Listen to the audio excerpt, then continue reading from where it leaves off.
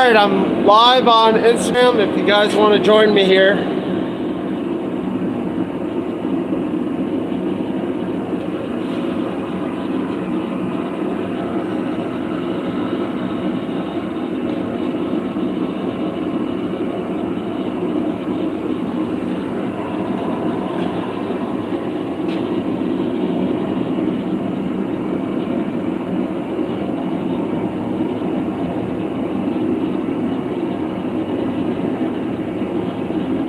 Steve Parson, hello. Hey Steve, I know you got a lot of people in your thing. Can you let Jeff Killian know that I'm over here?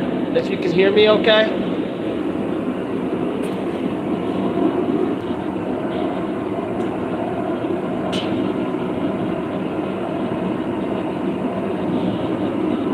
I'm not really doing anything fancy tonight. I got a ton of horseshoe nail hooks that I have to make up, along with some of our larger basic round hooks. So nothing super fancy going on tonight, guys. Just asked if they wanted to join me in a live. I was just over at Bears.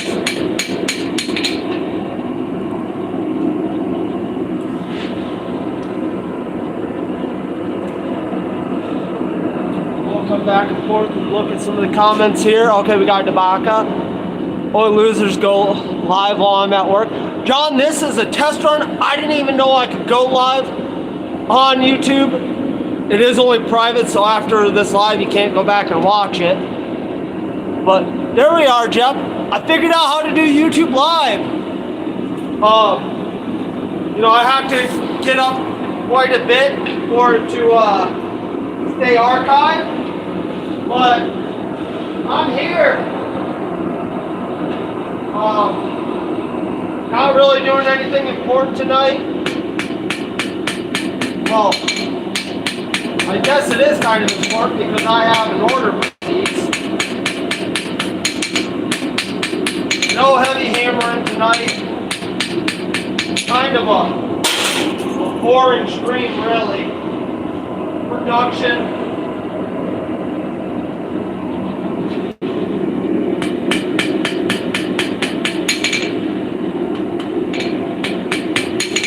I'm right now just working on some of these basic round hooks we have at work. I'll pull this last one out and I'll read some comments. Usually when I get in production mode, I just kind of go right after it.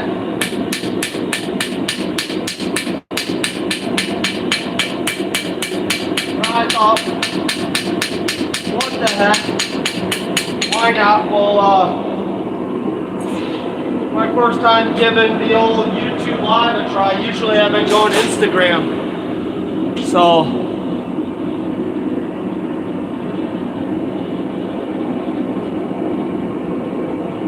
I'm working on just making some, these are our large hooks, basic round hooks. And then I will be also working on horseshoe nail hooks. I have to make a ton of them. Yep, nail hooks.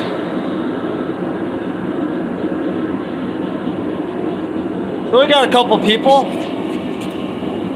Now, does the quality look better on YouTube or Instagram? Which quality looks better?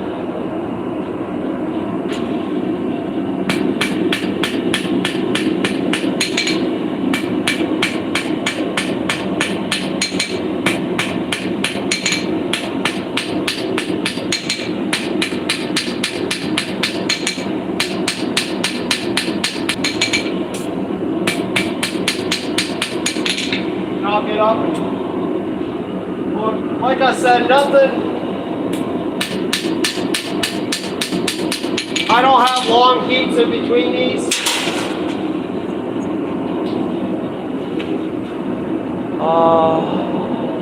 What size nails are you using? Well, Right now what I'm just working on is the basic round hook from blacksmithingblanks.com. So these are from work. Here are the basic rounds. The horseshoe nail heads that I use are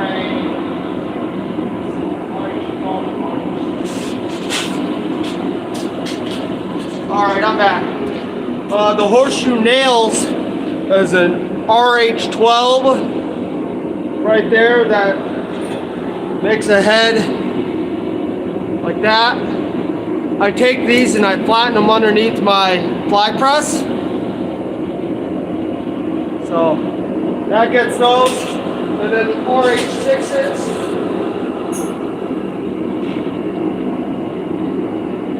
Are right there. Once again, take them and I flatten them underneath the fly press to get a nice even form. I can replicate this time and time again versus doing the hand hammer. So I have to make a ton of these.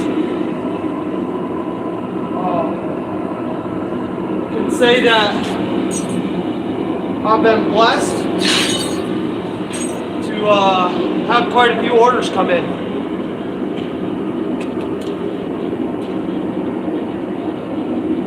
Aloha! Shalom Akalama. Or, let's see, what's another one? Lakayam.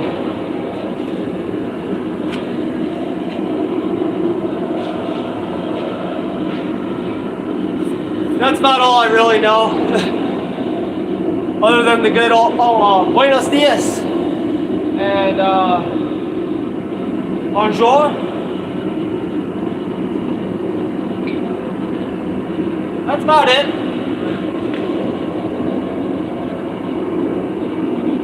Well, Mag, thanks for stopping in, though.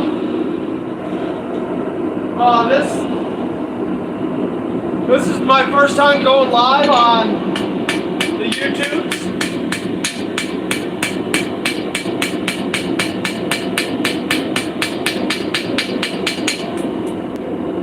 So just thought I'd give it a go, give it a try. Usually I do go live over on Instagram just because, well, that platform it worked for me.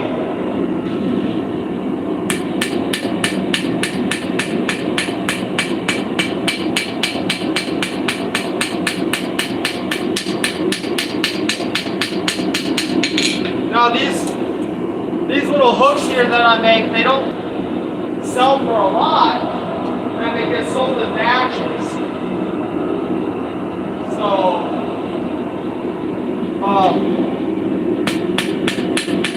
I still do the good work when I'm not taking and putting lots of detail in them. And some people really like that. Sometimes to be honest, you're plain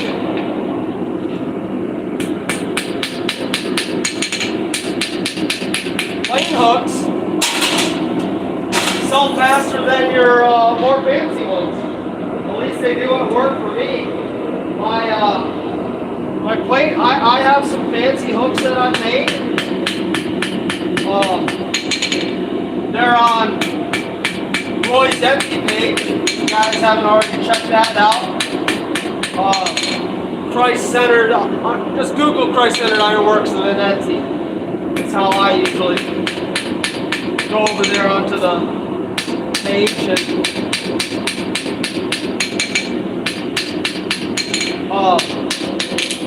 whenever I make something, just puts it on there for me, and in the description it'll say made by Thomas Goodemoot.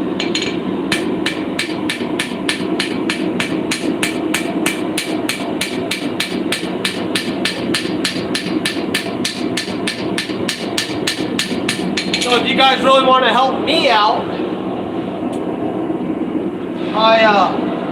I'm very fortunate enough to have Roy's presence that helps me. You know, he's definitely a lot bigger in the platform, and I can put some of my stuff over onto his website.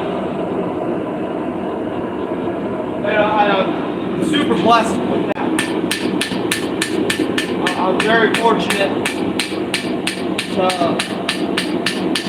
that Roy allows me to do that.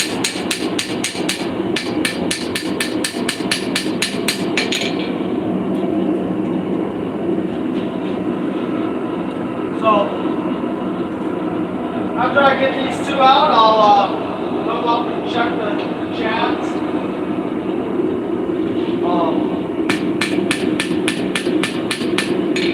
You know, it's not going to be a super interesting live stream by any means.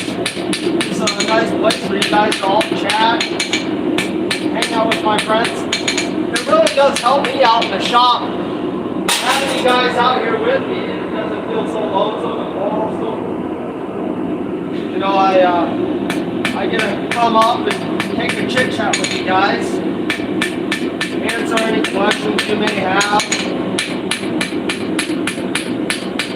I'll answer them to the best of my abilities. By far, I'm no master.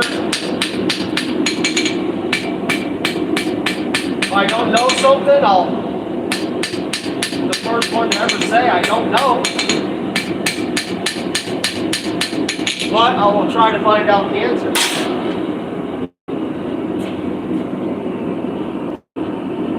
Okay, so we're going to go up here and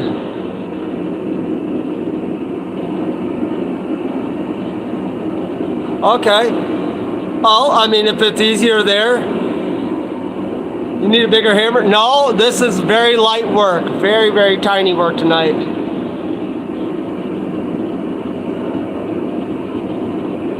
Oh, just got finished painting the new RBS. What's RBS stand for?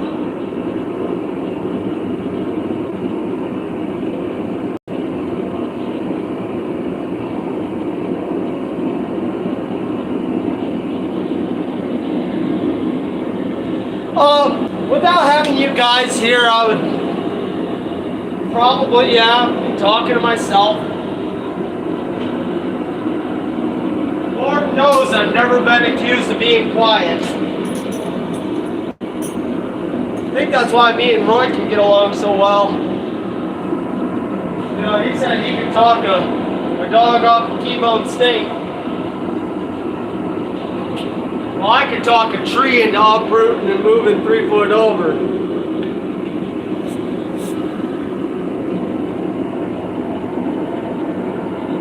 Rolling ball stuff. Oh, okay. Yeah, have you been posting pictures on your Instagram? Kevin, I'll have to go over there and give that a look.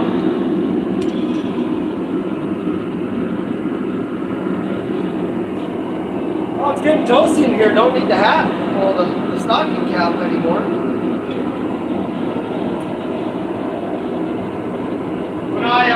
When I got up this morning, it was 3 degrees out. You know, 3 degrees positive.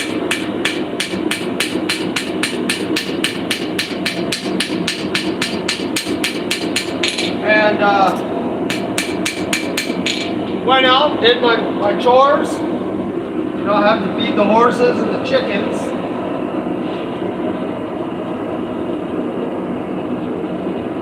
This used to be a lot longer a couple of years back. I used to have pigs.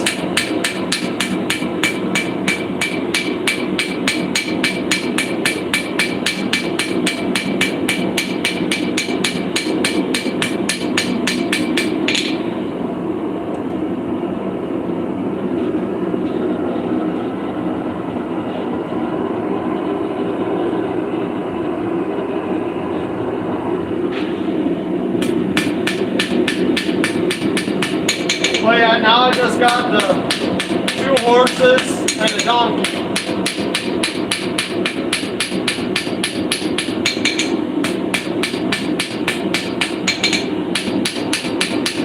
And the donkey is my son's, and he enjoys going out there and taking care of him.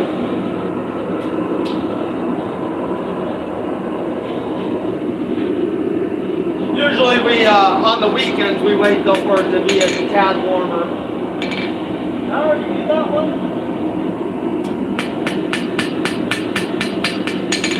Looks like I did. I just shoved it in there.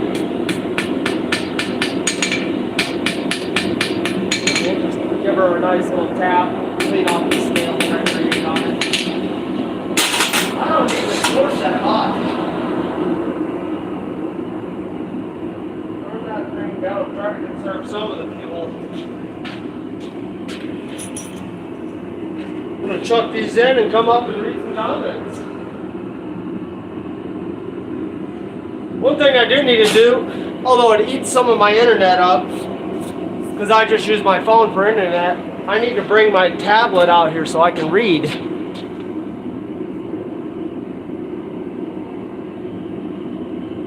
Yeah, Shane, see you when you get here. Yeah, Roger, well, thanks for coming in. You know, come back if you want.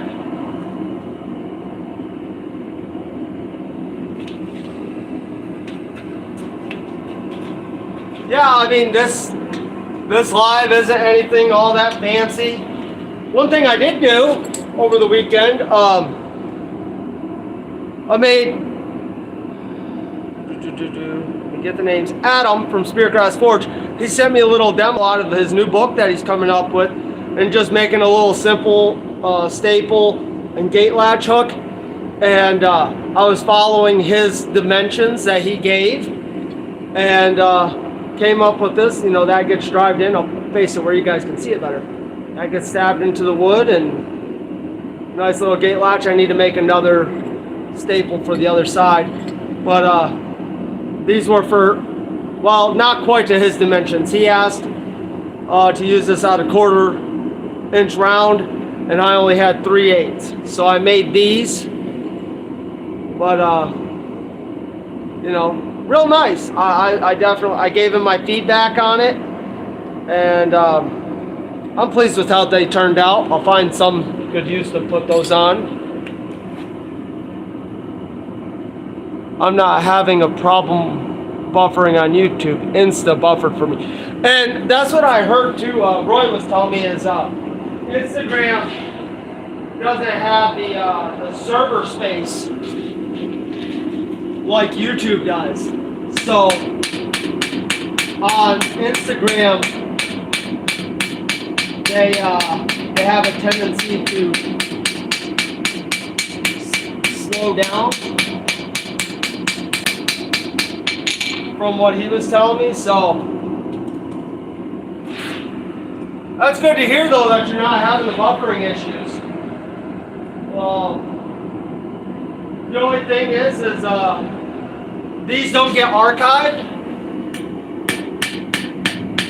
where Instagram, they get archived and people can go back and do a rewatch. So that's really the only, they only start archiving after you get 1,000 subscribers. Which, to be honest with you guys, I'm not here trying to get famous.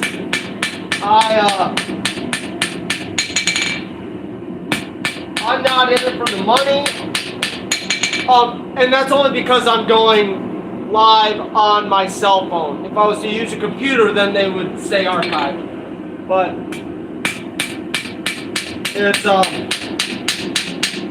because I'm using my cell phone.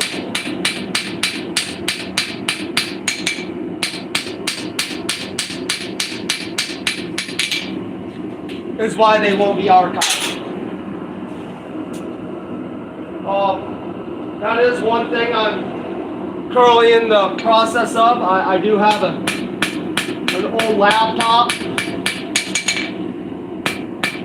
and I do have a nerdy friend, and He calls himself a nerd, not me, so.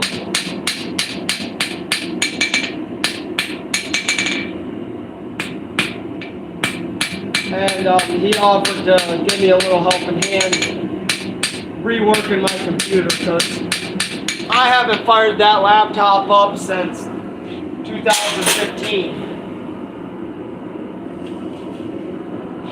Last one of those.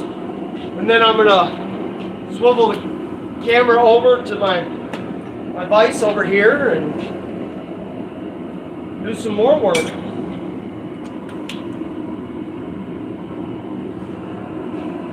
It's got a I'm off camera right now just for a quick second, but I will be right back.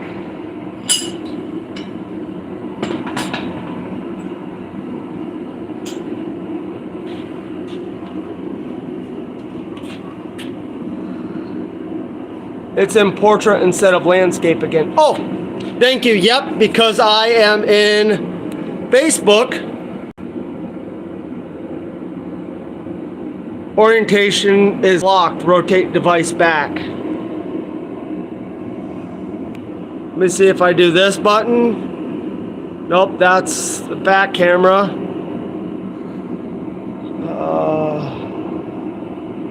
Okay, let me try this again. I don't know what buttons I'm pushing, guys. Give me a... Okay, nope. I don't want to mess with it too much. You can't change it once you start. I gotcha.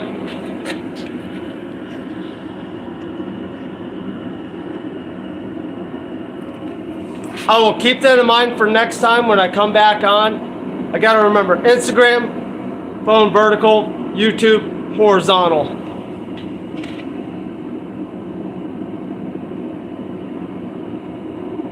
Yeah.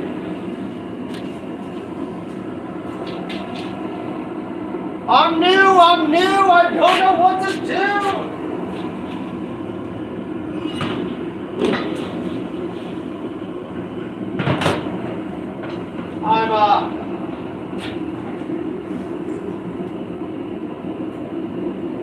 I'm just coming over and grabbing some of my bending jigs.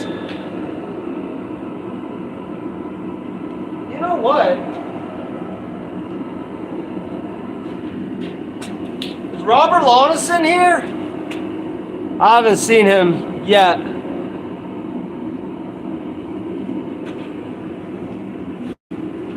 Bobby Lawnison sent me a pretty cool tool. Or did I set it? I set it so I wouldn't get lost. There they are, right over there.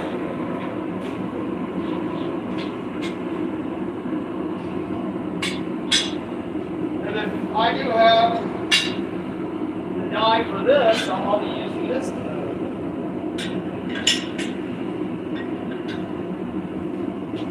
Sorry, got out of camera. I'm back. I'm still here. Hopefully you guys can still hear me.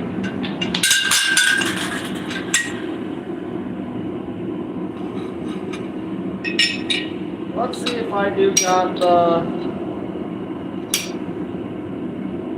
correct one.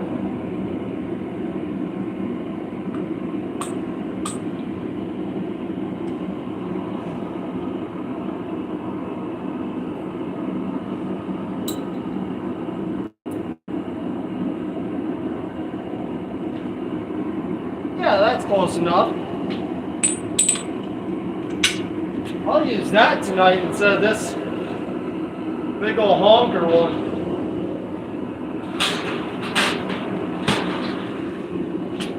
I'll show you guys, I'll swivel you over.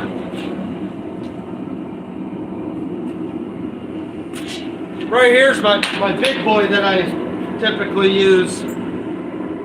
But Bobby Lawnison gave me something way cooler. And I'm going to use that tonight.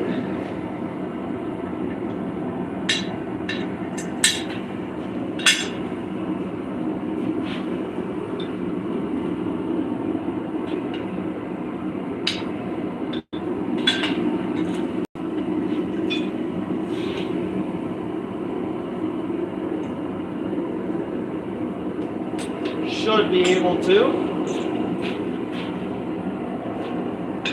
Let's see. Want to run around that portion.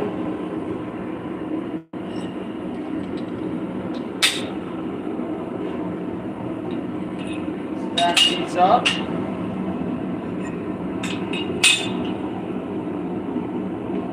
Yeah. We'll give that a go.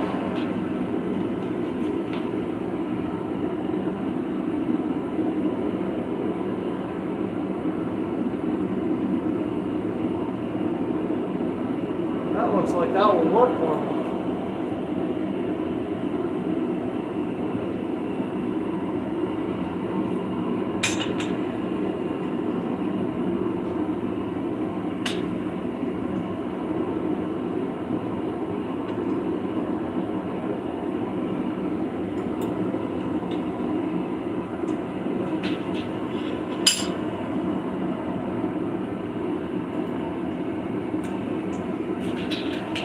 All right, I do got this last one in here. I'm going to swivel you back over.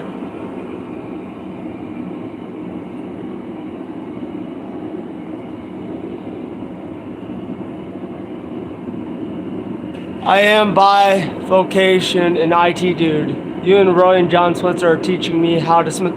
Dude, I mean, thank you for giving me a compliment like that, but to learn from me, wow. Like, thank you. That's a huge compliment, and there's way better smiths out there than me to learn from. I'm still learning myself. I'm glad to just bring you guys along for my insanity.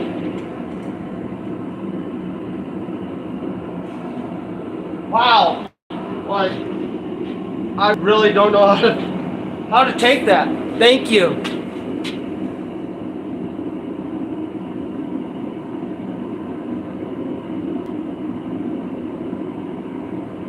Oh, you mean the swivel kind that it tracks me?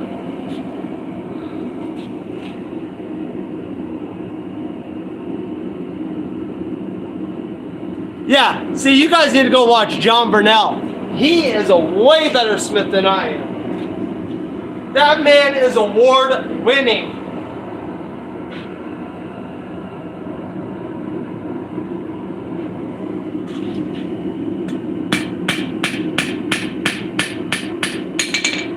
John likes to play himself down like, oh, I'm not that good. He's just being humble.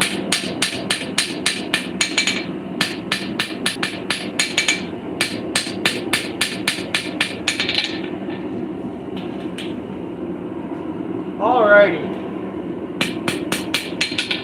There's those done up. But pulled too far away, then I'm going to look small and you guys aren't really going to see much. So that probably isn't going to be good. Grab one of my cold ones here.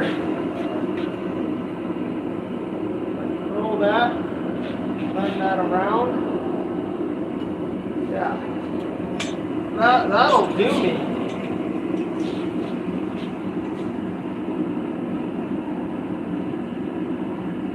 Yeah, I like that. Sorry, talking my process out loud. This is a new setup here that I'm going to use. So,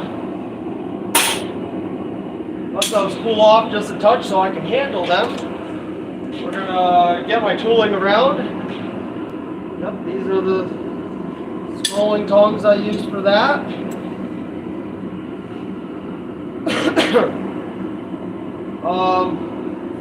Let's see, these, not this particular one, but my other ones I twist using the jig, but I don't have that bar there, so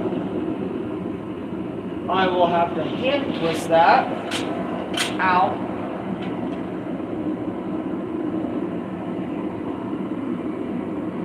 Look at that, give it a twist.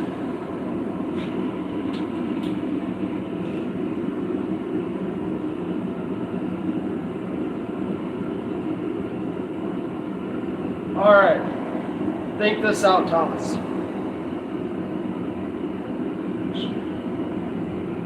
Usually you twist it away from the way you want your curl to go, but since I am twisting this, I need to stay in my same plane.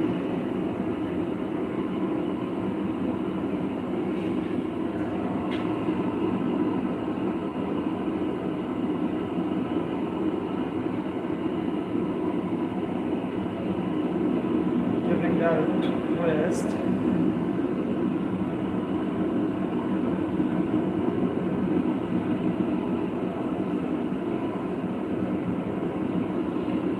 Okay, gotta think this one out.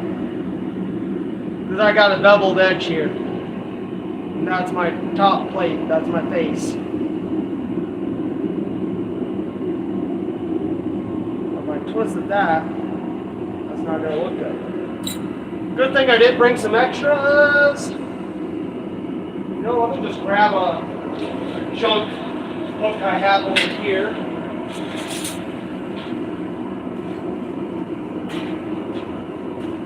Give it a quick dry run on a scrapper. That's the thing, if you don't know what you're doing, grab a piece of scrap, give it a go. I don't know any of them personally. They teach me through YouTube. Christ-Centered Ironworks and Black Bear Forge are my most watched channels. There's another one. What's his name now? I'll have to look him up. I was just watching him today. He's a third world country kind of guy. SHENN something. I'll have to look him up. I can't do that right now. Very minimal tooling, and he's knocking out some pretty cool work. So right now I'm just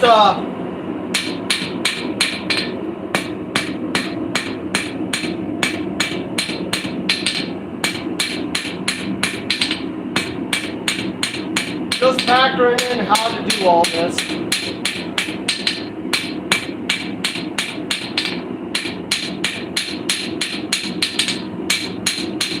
Because I have to make 20 of these things. Okay. So there's my top.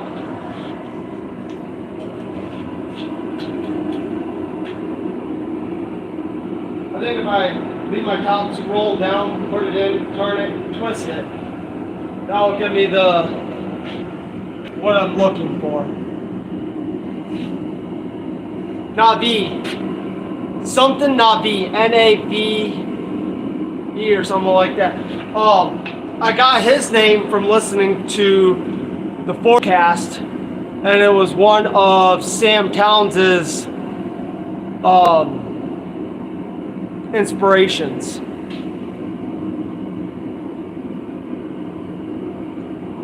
Kevin, YouTube was just weeding out the riffraff.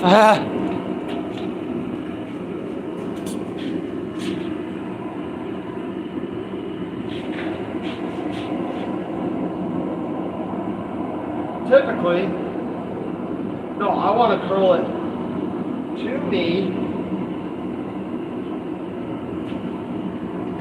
then put it in,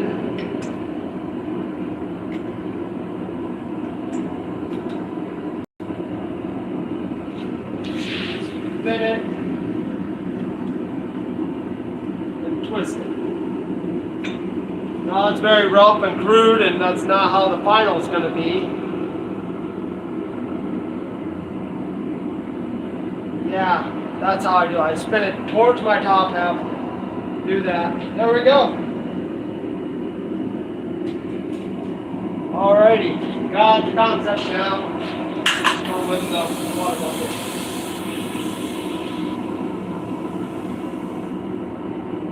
Alright, guys. Well, I'm gonna slide you over a tad so you can see me work over here. Right there.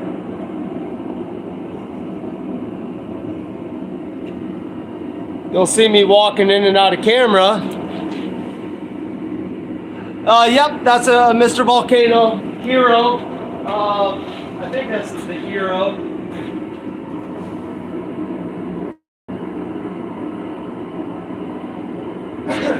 It's a Volcano double burner. So I don't know if that was their Hero model or what.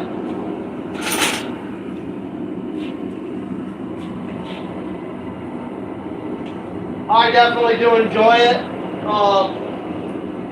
Right now I'm only using the one burner because I don't need the two burners. No sense in drinking more fuel than what I have to.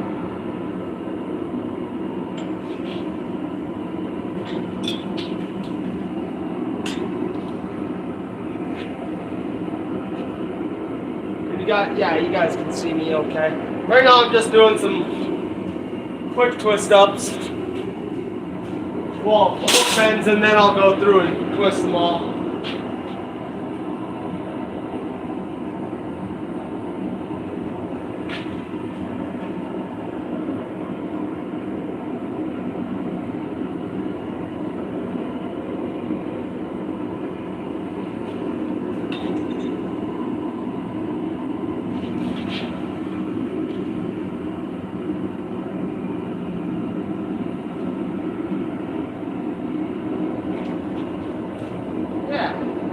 Like that. That's about the same size as the other one.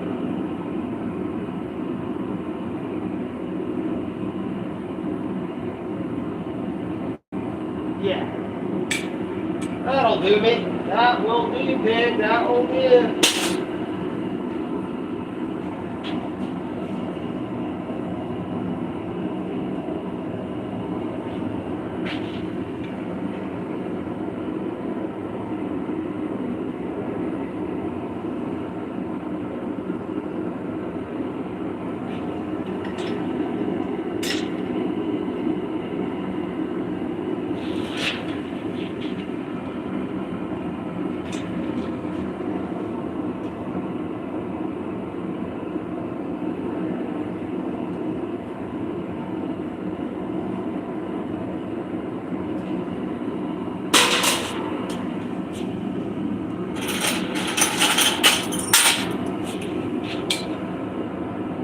These I'm thinking about, but my horseshoe nail hooks that I do, I don't think about them. I just can knock them right out.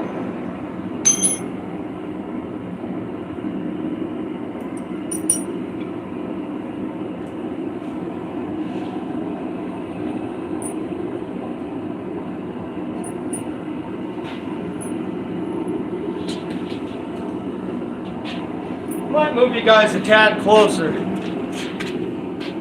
so I'm not having to walk so far to read.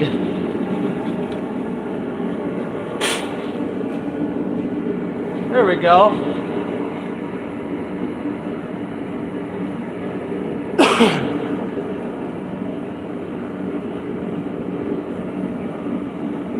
Yeah, the only thing I can say I'm not a fan of that Mr. Volcano is the little tack rivets that they put on there.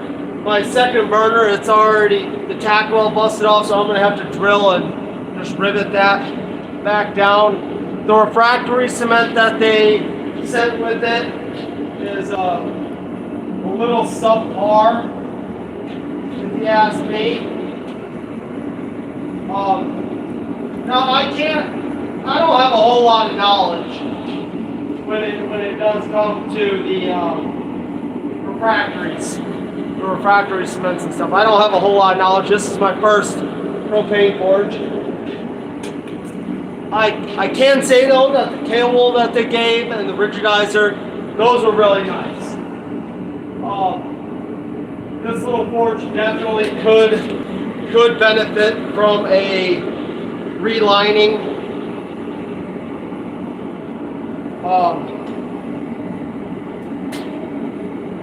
You know, but I'm not out there stabbing my sides.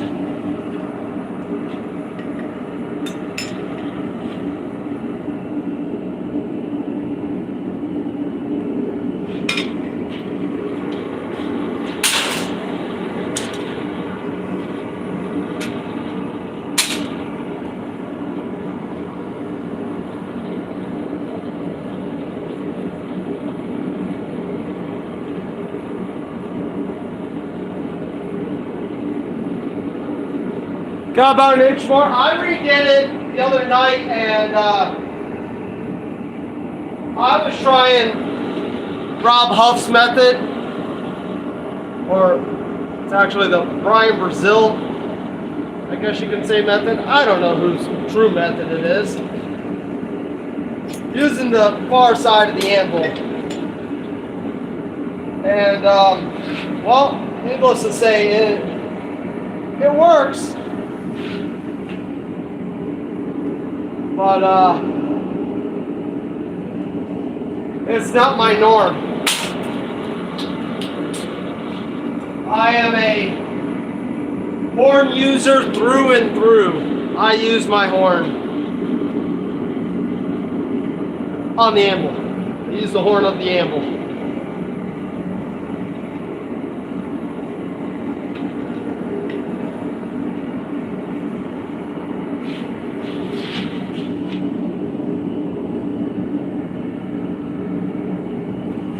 Yeah, this little bending jig's not half bad. I mean, I am going to have to, since I don't have that little, for my horseshoe nail heads, I have a jig. Or a fixture that I use. Roy told me the difference between the two. I think a fixture is what you use to put your metal in and you move around. That's a jig. And then a fixture is something you use that you move the metal with. I'll have to ask him that again. Or if you guys know, comment, what's the difference between a fixture and a jig?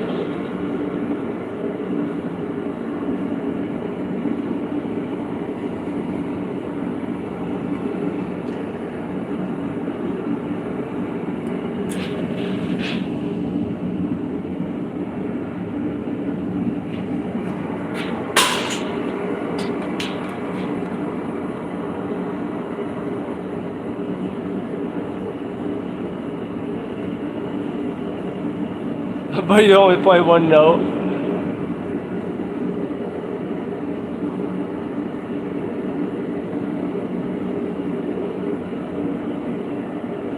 The difference is $25 to $50.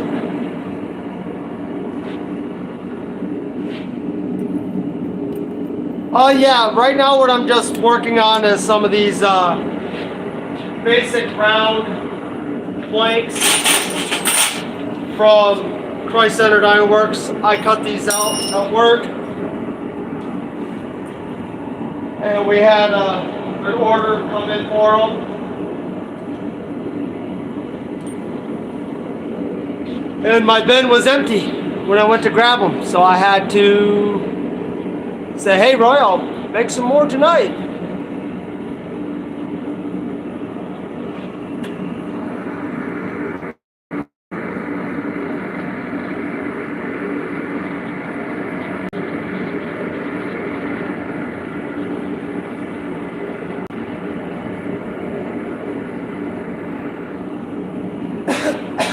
Yeah, just working on making some hooks tonight.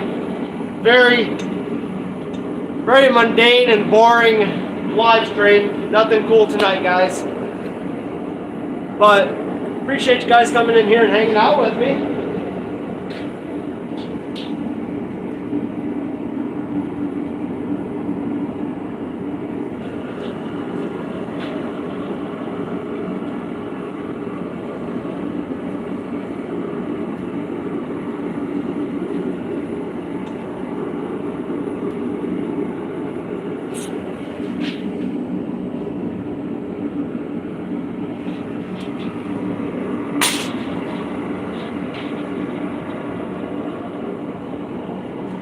So did anybody answer that seriously though, the difference between a jig and a fixture?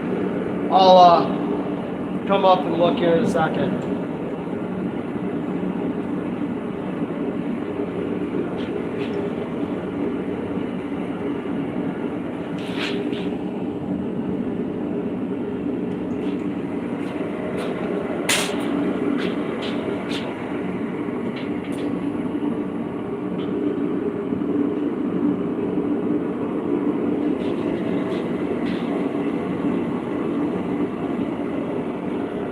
So what are you guys all up to tonight? Anything interesting? Anything, I mean, it's only Monday.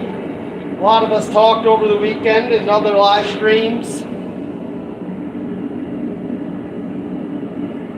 How's everybody's Monday?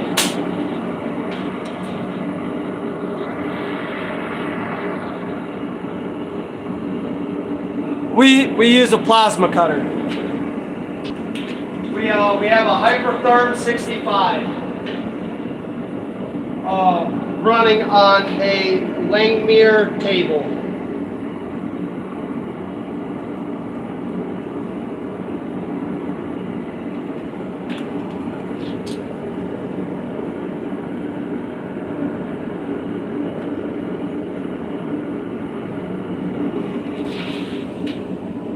That's a pretty fun table to work with. You know, if you've watched any of Roy's videos about it, it does have its quirks, but you know, it's a good machine all the way around though. You know, it's not top of the line, and it's also definitely not the bottom of the line.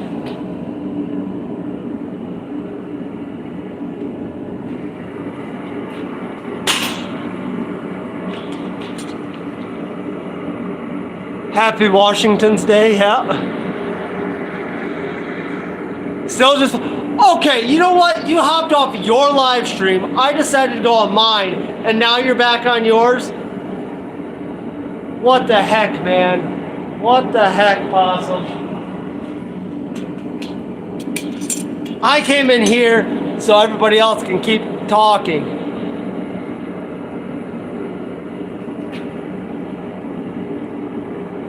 Jeff wins. What did Jeff win? A fixture sounds like something permanent. A jig sounds like something portable or a dance. Well, I mean, I could.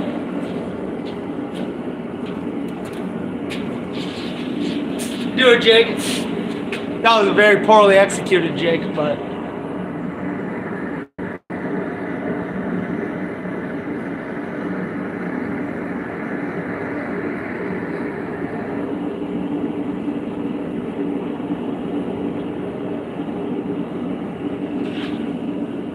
I'm 100 miles an hour from the time I wake up to the time I go to bed. This energy level does not go away, guys. And John Burnell, if he's still in here, he can attest to that. Shane Lalone too, he might be in here. I think he was driving home, so I don't know if he's just lurking or what he's doing, but they both have seen me in person. A lot of you guys saw me at Quad State. I'm 100 miles a minute, but when I die, I'm done. If I go horizontal, I'm sleeping.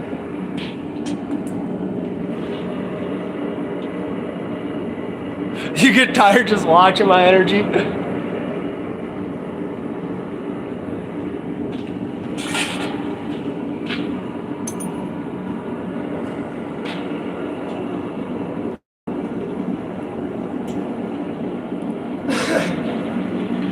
Yeah, tomorrow night I have my CAD 3D class.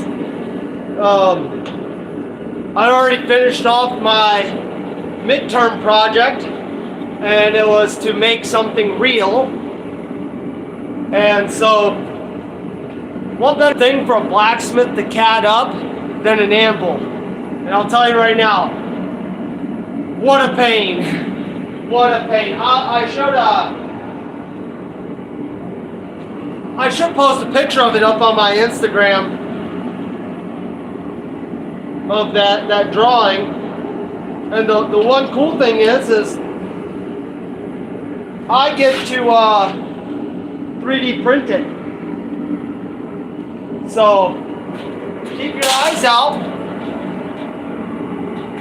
I won't be able to pour the size I drawn up, because it came up to 160 pounds. And I do not possess that capability to pour 160 pounds of, I catted it up, and I was using 4340 is the steel I chose for it. And that's where it came up to being 160 pounds. Now, I can't pour that. I do, however, plan on scaling it down and pouring maybe little 10-pound handfuls.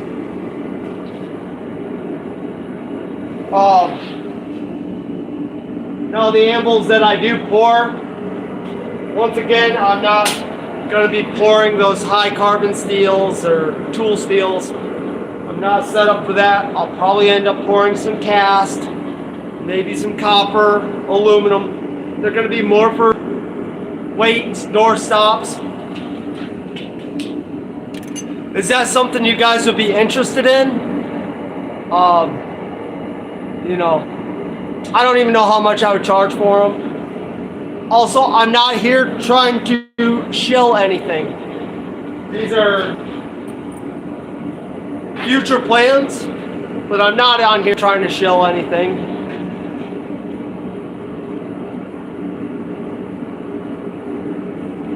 You know, but would you guys be interested in some paperweights? I also do plan on scaling it really down and pouring some wax. You know, just some beeswax.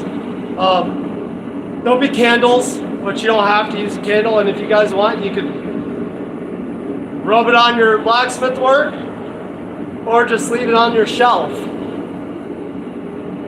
You know, I might give a couple away.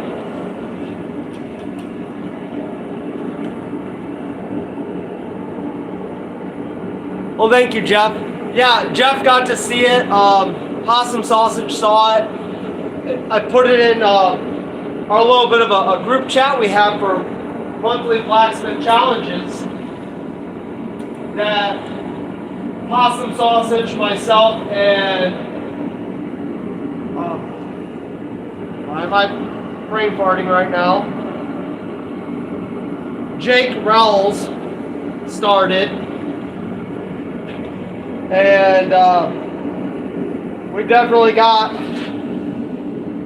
quite a bit of people joining in on those monthly blacksmith challenges. Stephen Padilla, I mean, would you like to be in those blacksmith challenges? I mean, there is no entry level, you know, you can be ranked beginner and do this. The biggest thing is to have fun with it. The challenges change, the skills needed change all the time.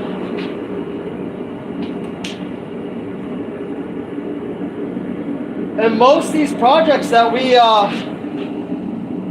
choose, Jeff, you can testify to this. Most of the challenges we choose, you can do them in a weekend.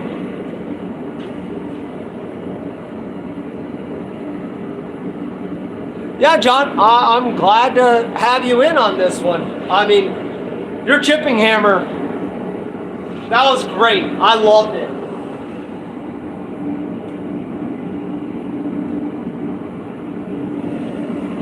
And if you guys are interested in wanting to join that blacksmith challenge, you can message me on Instagram. That is the one place where it is taking place, is over on Instagram. But if you guys are interested in wanting to do that, get a hold of myself, Thomas Goodemoot, or Keith Bear at Awesome Sausage Forge. Shoot either one of us a direct message, and you guys are more than welcome.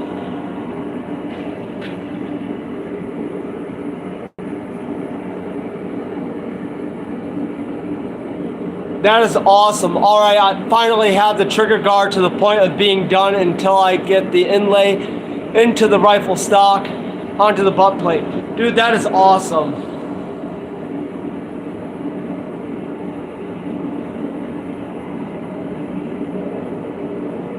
Well, when you do get your proper, you don't have to have the greatest setup. I'll give you guys a quick little. My building was already here when I bought my place. Just want to say that. But I actually started my whole setup outside. I had a small little forge, and I'll swivel you guys around. See that right there?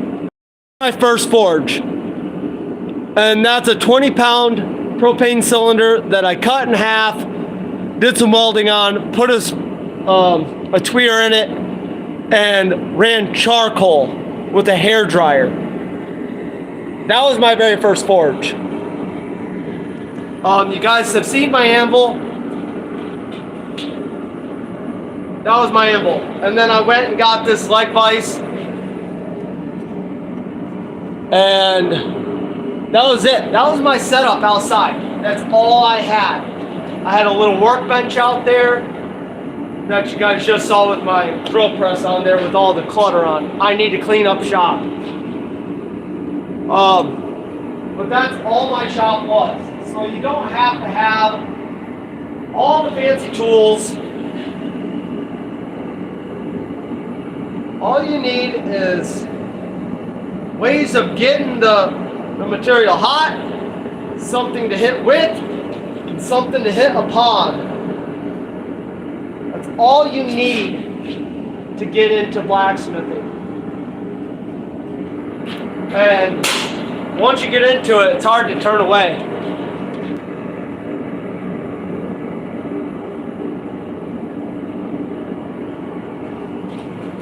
But I started off outside. This building I'm currently in is where I used to raise hogs in. That needs to be the cat well, I used to raise pigs in here, and they ate my walls up, so I went and I milled all this wood that you guys see. Give you guys a little bit. All my metal that I have, that's all just salvaged metal. I've scavenged it. A little table right there that I traded for. A drill press that I traded for. The only thing, my fly press, that was my biggest investment. And that was $2,080. I had to save a while for the pennies on that. My tanks, I traded for.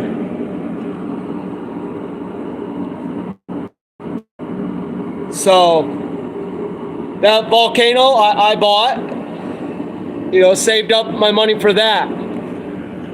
The bandsaw, I got that one for a killer price. That was a case of beer from a friend. Garage sale find. That first tongue rack right there, I made that one. Then that one right over there, that tongue rack, that's from work. So,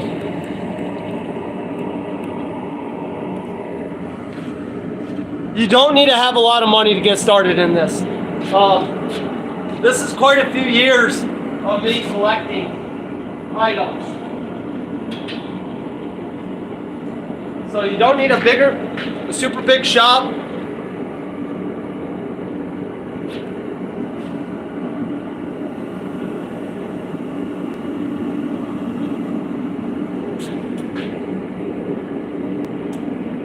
I will say, with having a bigger shop, it's harder to keep clean.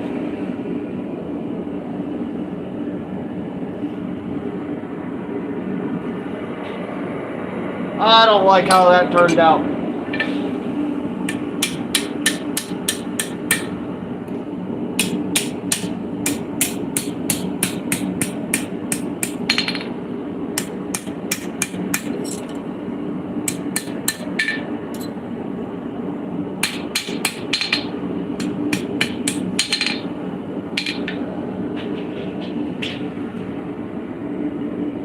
It cooled off too much.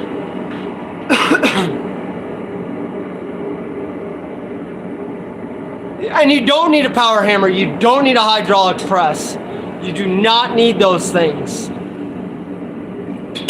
A fly press, they're handy, but you don't need them. You really don't.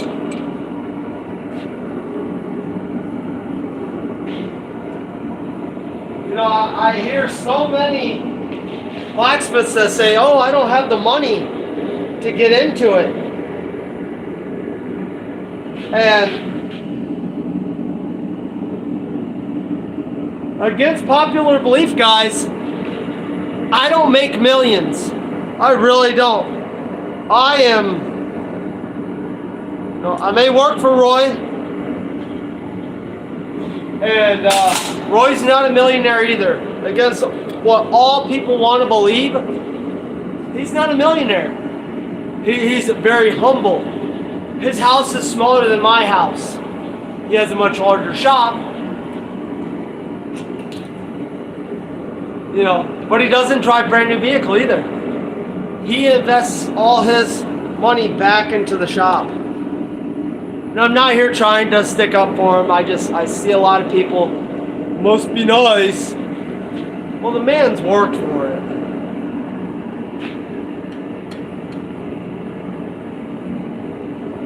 Yeah, Trail Dust. I mean, you're not a young buck yourself, and to have your grandfather's rivet forge, that thing is up there.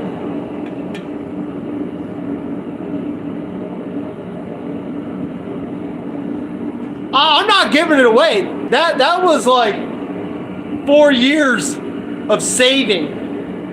4 years. I saw one. I wanted one. Didn't have the money to go out and buy one right off the cusp. So I saved for 4 years to get that thing.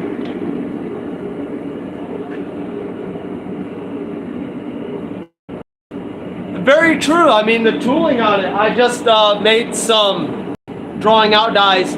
You guys joined me on Saturday where I was making a hog splitter. Let me see. Where did I put that thing off to? I just had it the other day. Right here it is, right in front of my face. So this isn't finished by any means. I'm going to draw this thing out a lot more. But she's still quite chunky.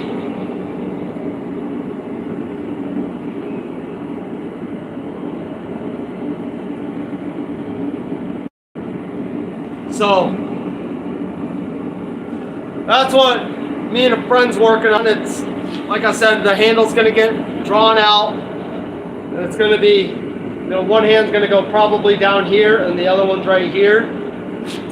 Get the camera right here and here, and then a little bit of a palm swell, so that gets drawn down. But this is a lot of fun working on.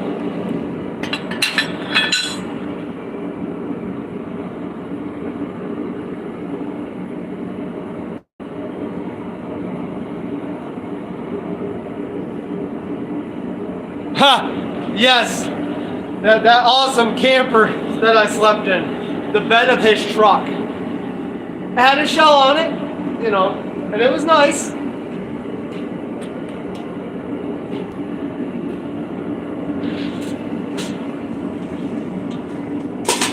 I'm gonna let those cool down. Transfer them over to my other bucket.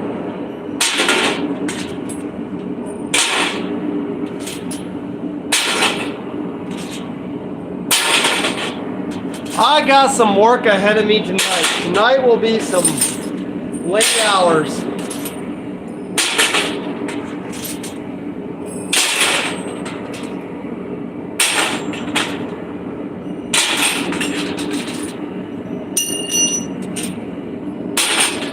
I still got to twist all of those. That won't take me long.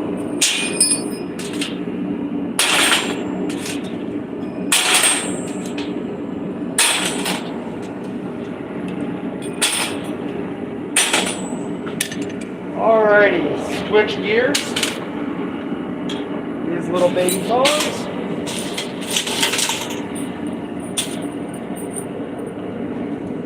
I appreciate you guys coming out and hanging out with me tonight, though.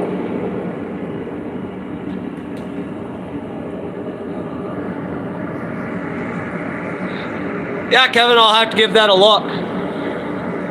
Daniel, you have yourself a good night. Thank you for coming in.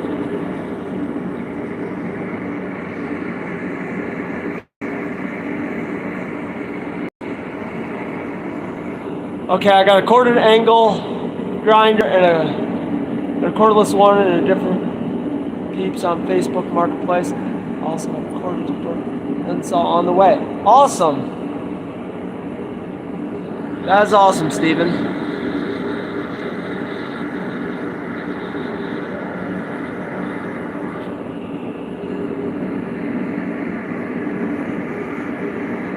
Just reading some of the comments here, guys.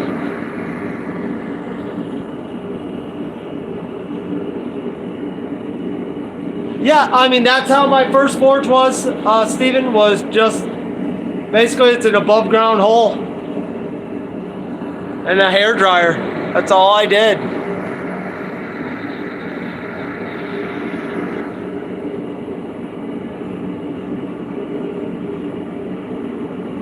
Well, Steven, it was great having you in here. You're more than welcome to message me anytime. You know, I have Facebook, Instagram.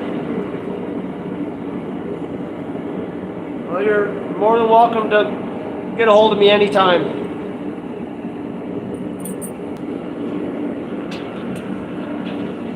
Alright, this bending jig that Robert Lonis gave me, that was nice. Way better than having to deal with my big guy. So now I got my little jig that I made up. I copied Roy's plans. He had some for the smaller ones. And I should go over here and check to see if they're still the same. Yes, they are. Okay. Oh.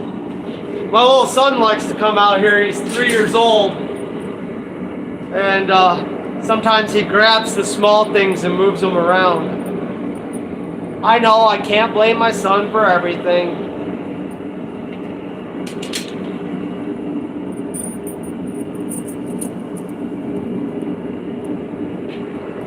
Alrighty. Got a good handful here. That over there, this right here, and that.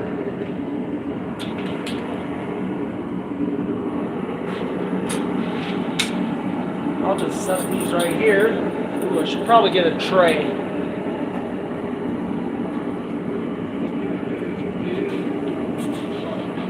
Box will work just fine.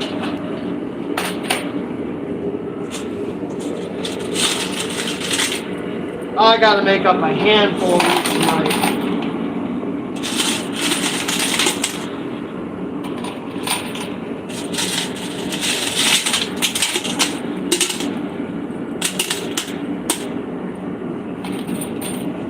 And if you guys got to roll out, that's perfectly understandable. You guys have lives.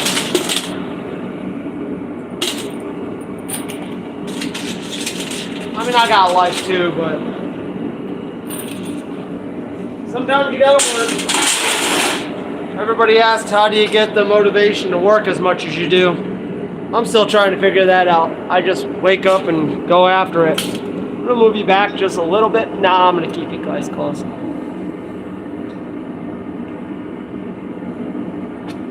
I only have 6 people.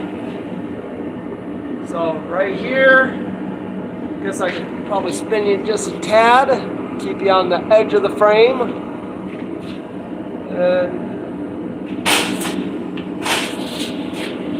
move this over. Here, here. There we go. Cool. I can bring you guys in a tad closer. Scroll down and right there. And I can just squat down and read. Okay. There we go, there we go. Well, peace out, Stephen. You have yourself a good evening. Empty that pot out, going to make a pot of chili. Oh! So, this pot right here has a couple holes in it. My wife was going to throw it out, and I was like, no, I want it. It definitely keeps stuff. I have metal buckets. So I do have a concrete floor here, so I don't like just throwing stuff on my concrete, because it's actually quite nice. I don't have any chips in here. I don't have any cracks, breaks. Whoever poured this definitely did a good job. Alrighty, Thomas, what'd you do with them? Got those tongs. You guys ever have that problem? You set something down that you just had in your hands like 2 seconds ago?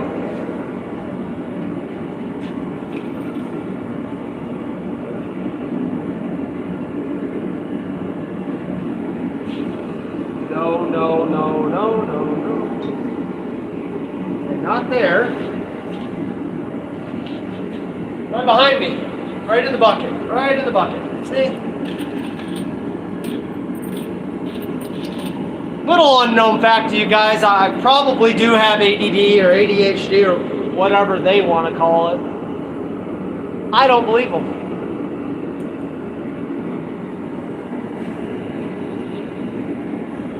That's made up by the big pharma.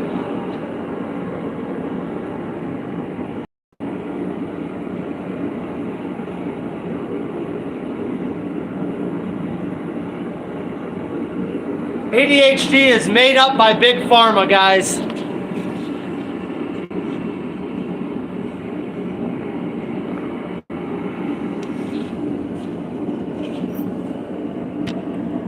I just call it lucky enough to have all this energy. There, I moved you back just a fuzz, and I can still lean in and read.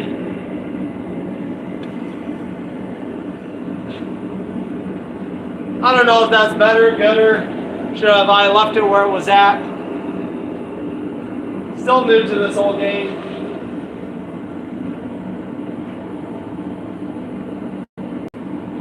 So now just to make my horseshoe nail hooks, then I make quite a bit of them.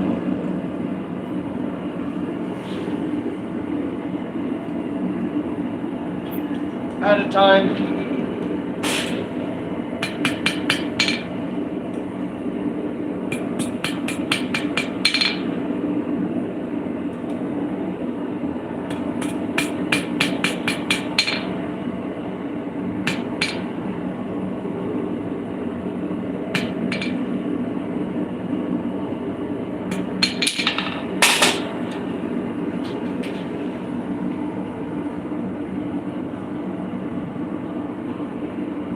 And I usually just put 5 in the fire, into the propane forge there.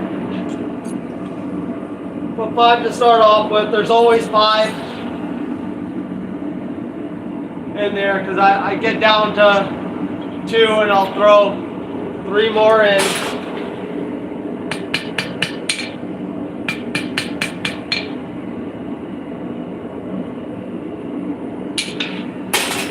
And that's just how I just keep working it.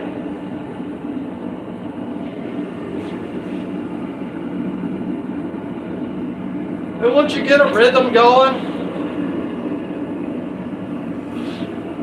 then it just, like clockwork, you know.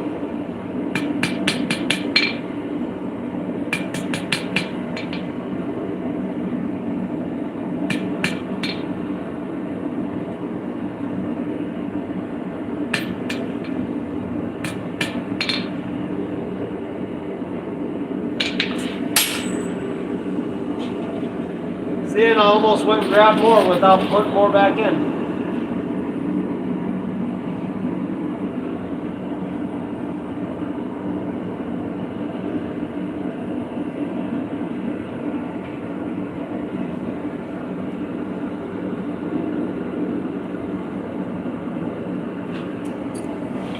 So I technically only have to make 50 of these tonight, but I'll probably end up making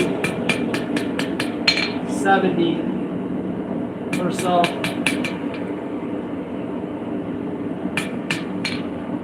I don't know, I'll just make up whatever I have mentioned, you know, flattened out.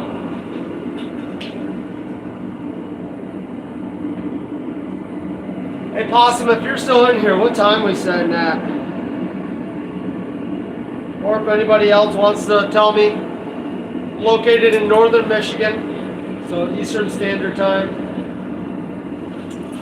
I'm guessing it's probably only 9 o'clock.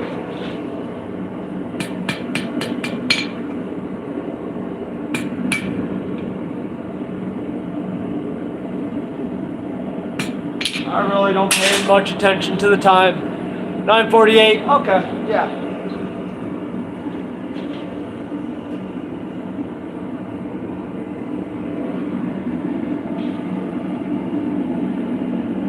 I usually stay up till midnight, 1 a.m., back up again at 6:30, 6:30. Or whenever my boy is saying, "Daddy, help! Daddy, door! Door, Daddy!"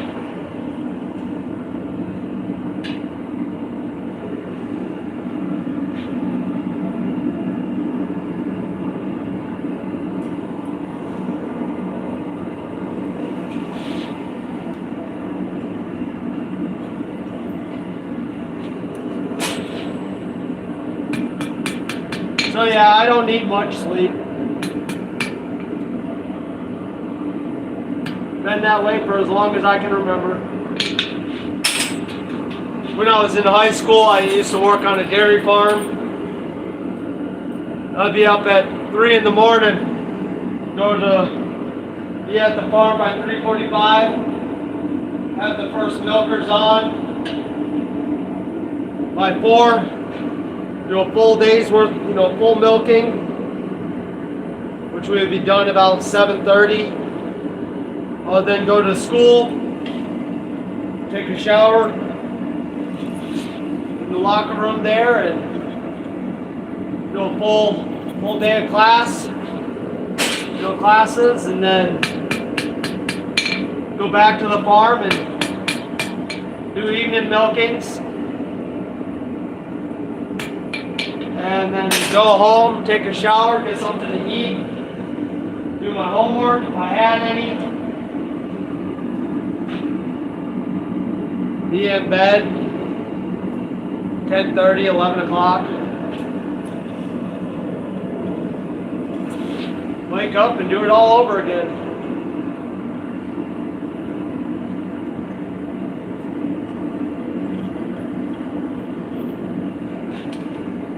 And my dad, you know, he didn't care that I was working. His only stipulation was is if my grades fell behind, then I had to work less.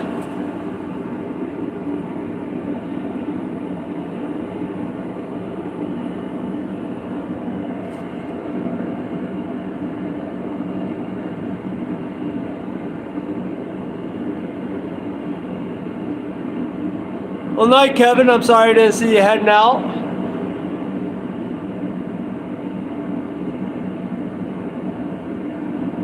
What do you do with all these horseshoe nail hooks? People buy them. They go on the Etsy.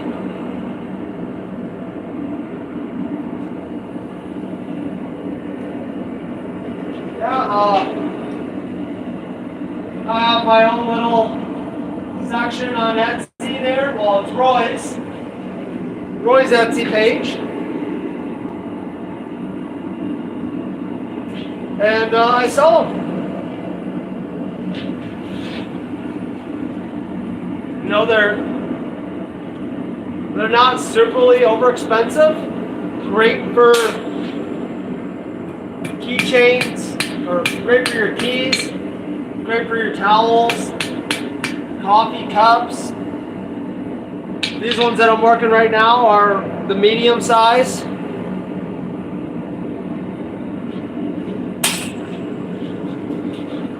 A lot of people buy them for, you know, making little boards to hang stuff on.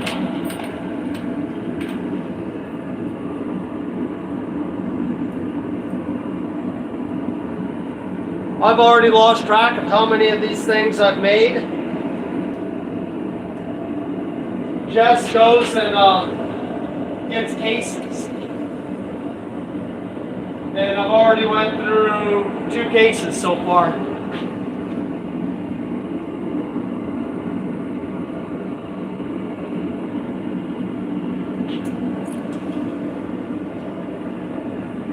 And I'm not the only one that's selling them on Etsy. Either there's other people that has horseshoe nail hooks on Etsy.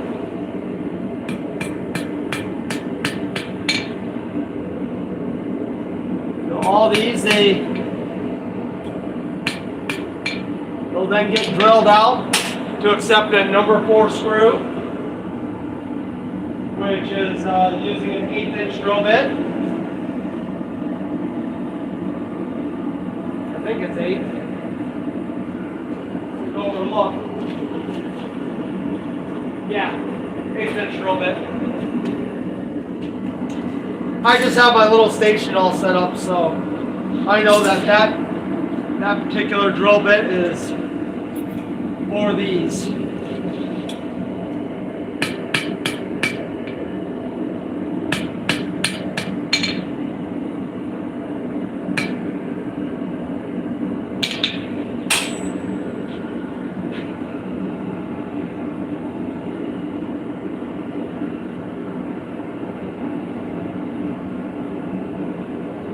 Yeah, it does help with the hammer control. Help with making nice even twists.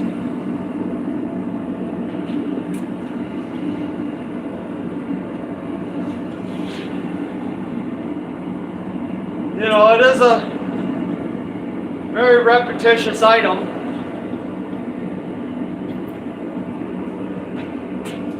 But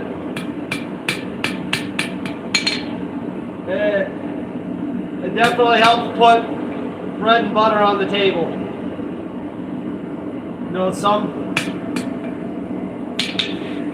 blacksmiths don't like the repetition.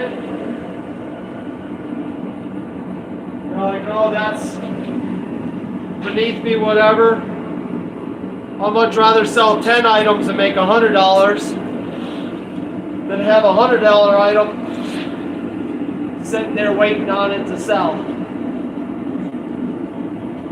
And that's just throwing numbers. I don't actually remember how much he's on.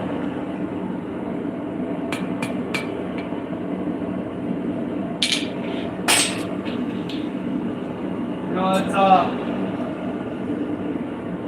all I know is I make enough of these things. I've gotten pretty proficient at them. Or I like to think I'm pretty proficient at it.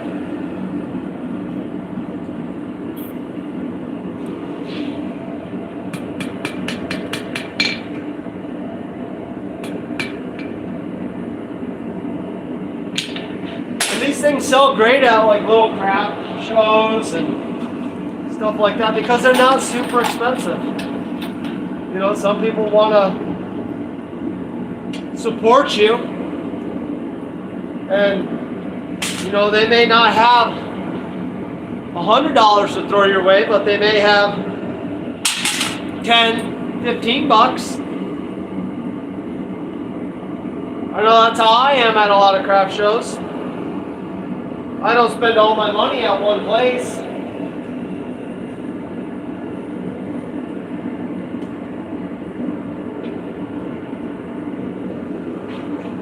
So if I could buy something little by multiple makers,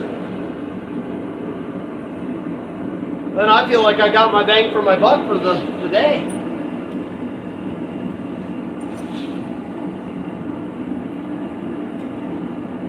Now it is always a great feeling when you have a $100 item on the table and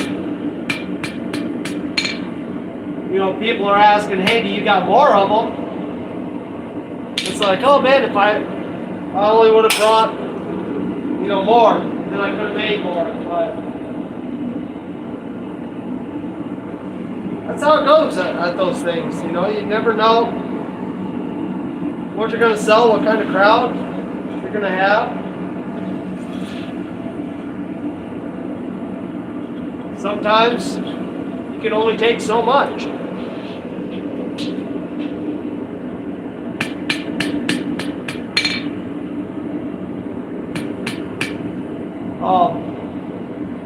Last year, me and Roy went to Virginia to a hammerhead. And we took quite a bit of stuff with us. Going a game down to the little keychains there. You know, in person, I think they're only like $1 a piece. A lot of times you guys, if you've ordered from us, you know that you get keychains as giveaways. But if I would have taken the whole bin, I probably would have sold out of them.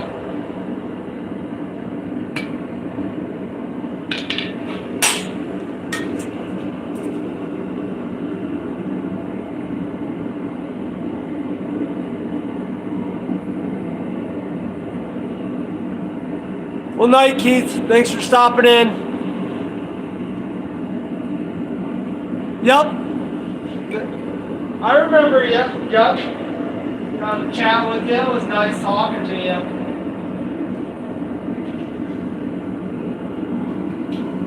That was my first time ever, by the way, of ever demoing my blacksmithing.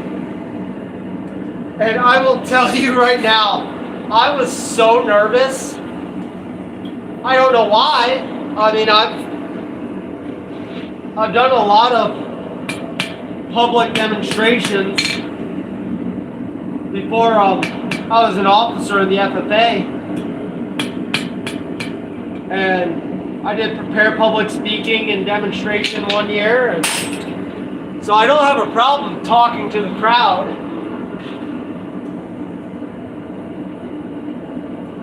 But I was definitely nervous.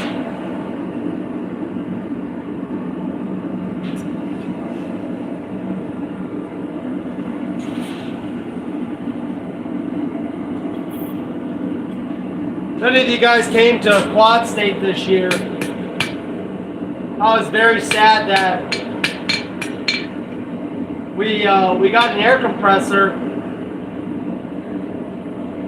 but it didn't quite work out for us, so I was unable to really showcase off the treadle hammer like I did when I was in Virginia.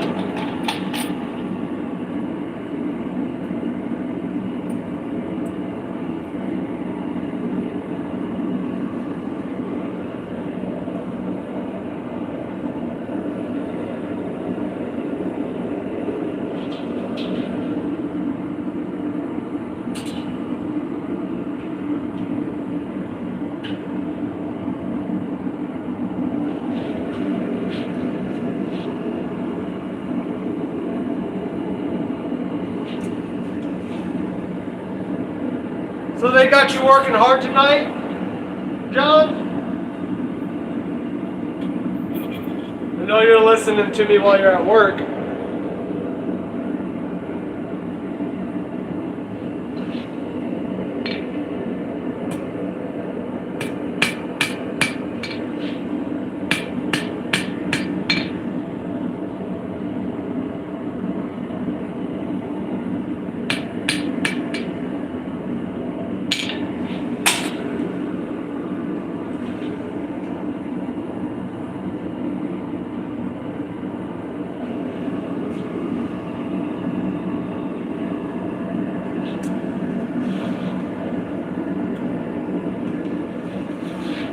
Oh, the tediousness.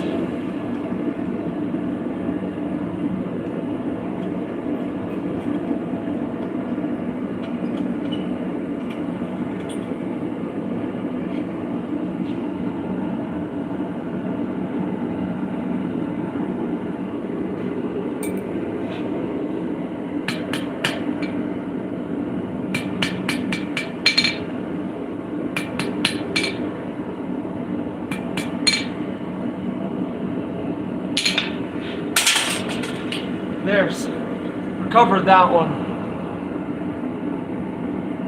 Union shop, I never work hard. Yeah, you work for 5 minutes and take a break for 15, don't you?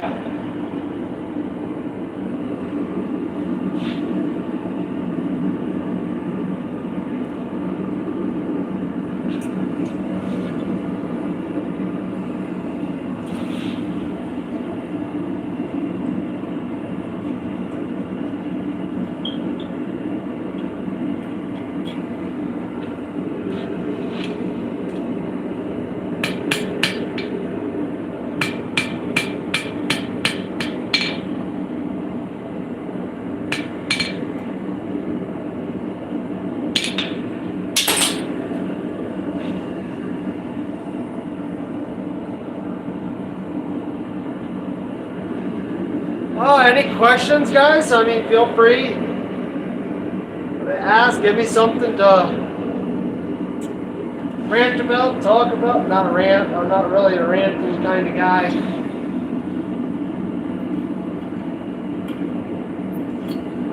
Takes a lot to work me up.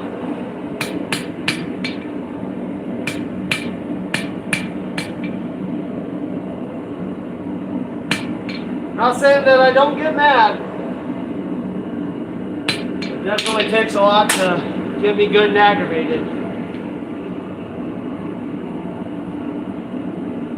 Ha!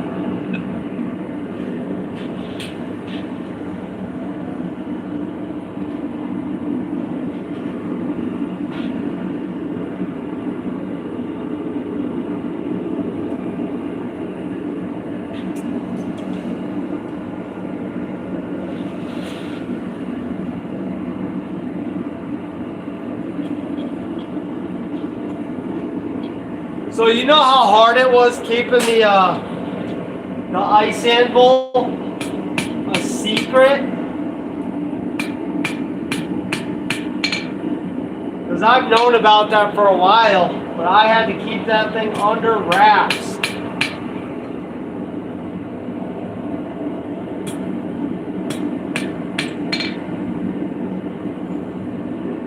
And there's still some videos out there that I have to keep under wraps until they at least air. Then I'll probably talk about them.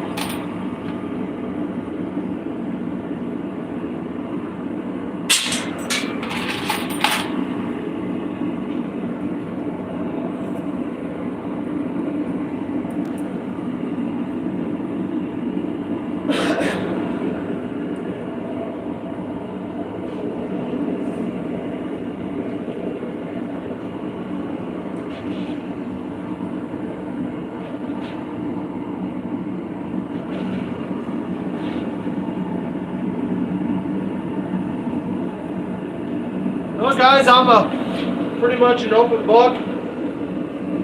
There's nothing that I won't talk about.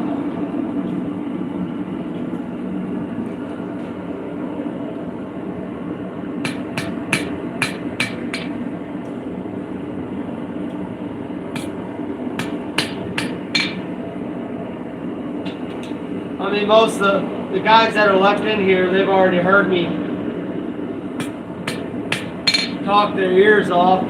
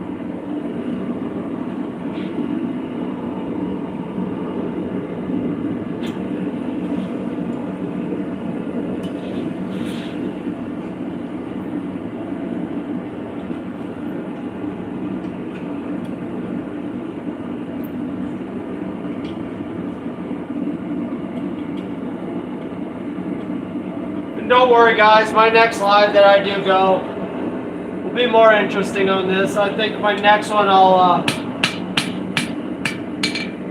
break out my monthly blacksmith challenge project, because that is kind of coming down to an end here soon. So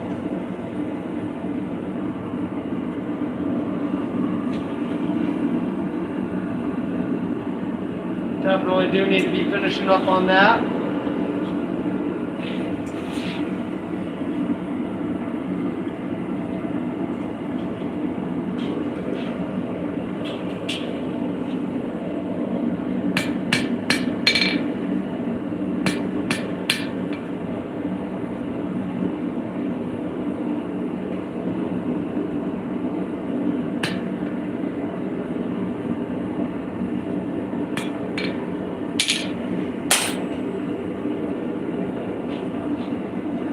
Oh, looks like I got a couple more people in here.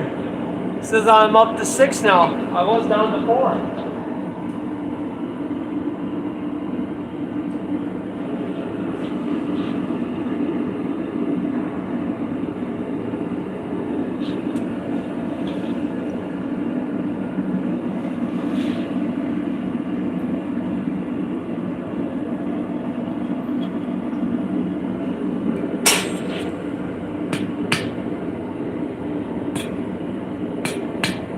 I do have a video coming out.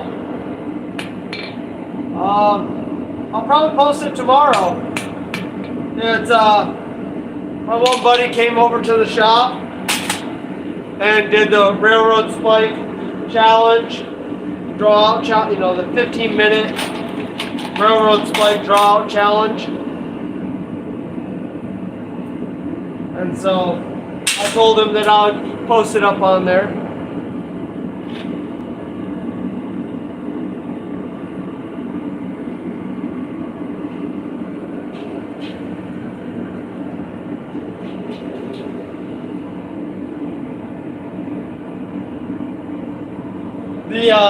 The sad news, guys, is my Mockume Rose, I filmed the whole process, but when I was editing, I made a fatal mistake.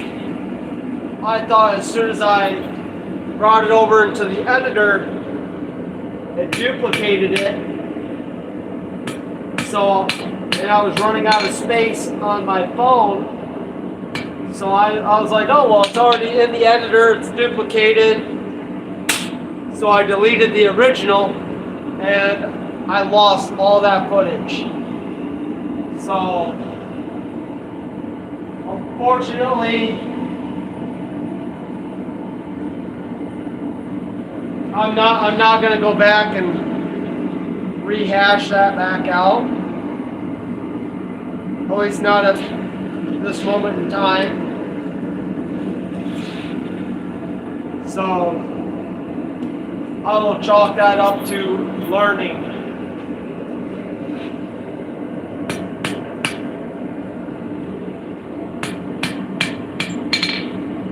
I was very, very upset with myself though.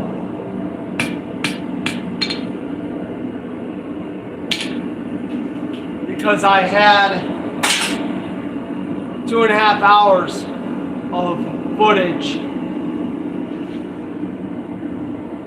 that I compressed down to 35 minutes.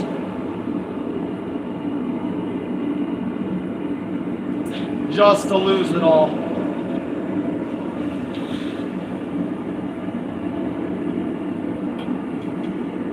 So you win some, you lose some.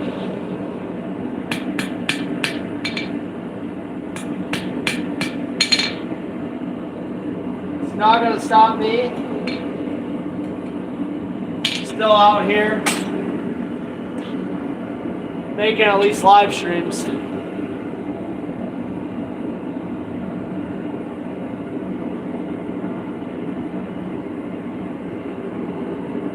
Have to drop a new chores. Well, Jack, glad to see you came in, for a quick second. Come back on after chores.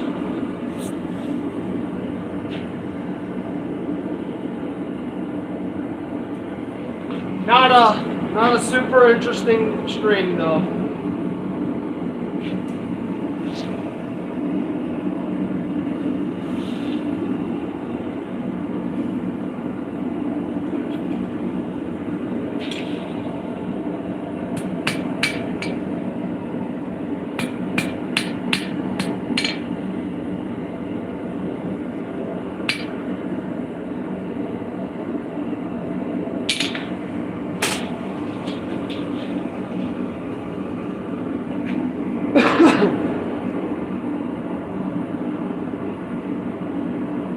Oh, your blacksmith challenge? Your chipping hammer you did in a day? Mine took me longer than a day because I was trying to film it all.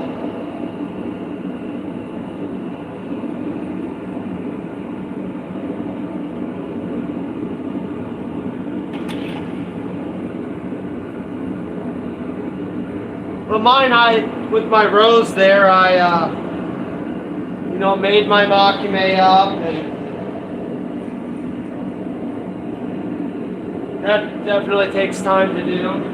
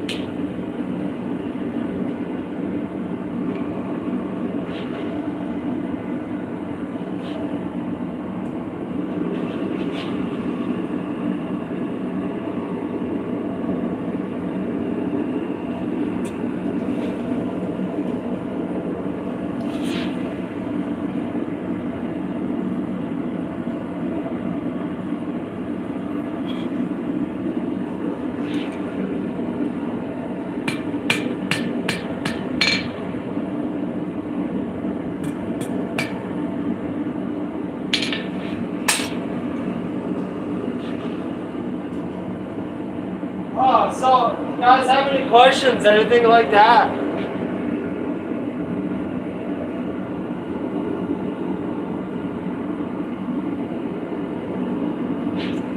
Something to talk about. Kind of ran out of things to say.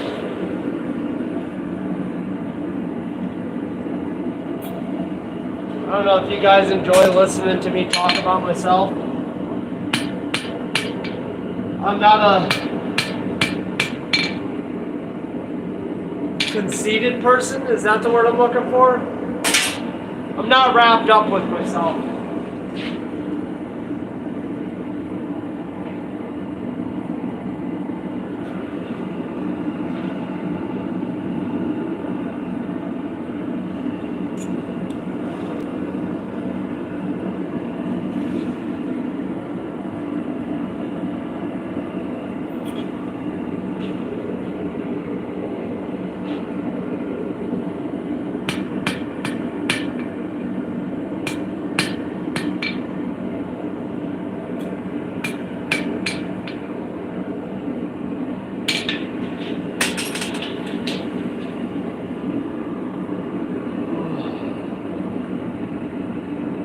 Then had to wait for it to etch and then paint and dry, then assembly, and did the gold leaf. The next, oh, that was gold leaf on there?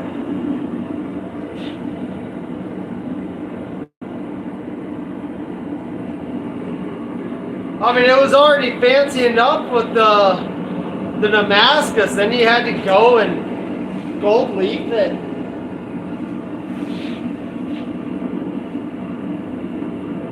I mean, it took it from being something that I would have probably have used in the welding shop and then turned it into a wall hanger with that gold leaf on it.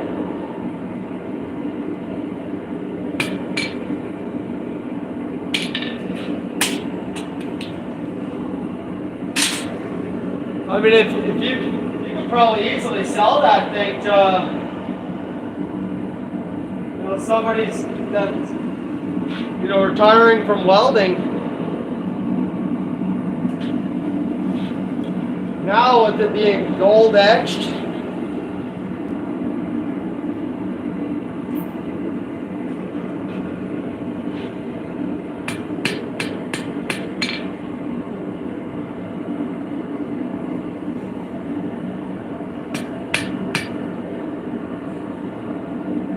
not etched, not gold etched, gold leaf.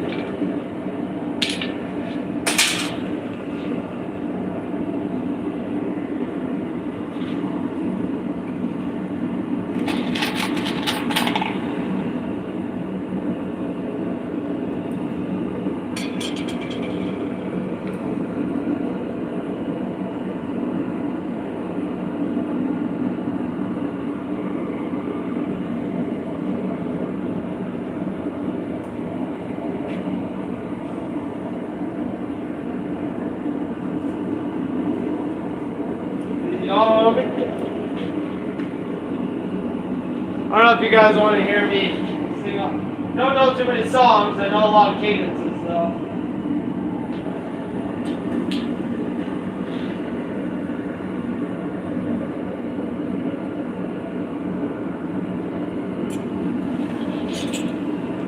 Deep in the battlefield, covered in blood, was an American soldier dying in the mud. And my medal's up on my chest. Tell my mama I did my best. Tell her not to worry. I'm with the United States Army. Oh, Rangers, lead the way.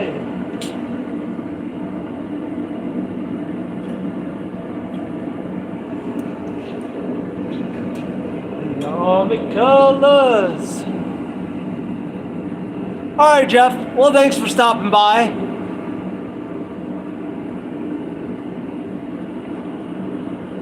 It's probably getting late for you out there. Definitely do appreciate you stopping in. I don't know if there's a time limit on go live or not. If I get booted off, then that's fine.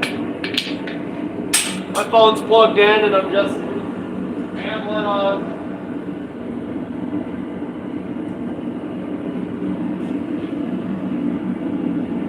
Army colors, the colors of green, show the world we're rough and we'll be. The army colors, the colors of gold, show the world that we are bold. The army colors of red, show the world the blood we shed. The army colors of white, show the world fit to fight. The army colors colors of blue. Show the world that we are true.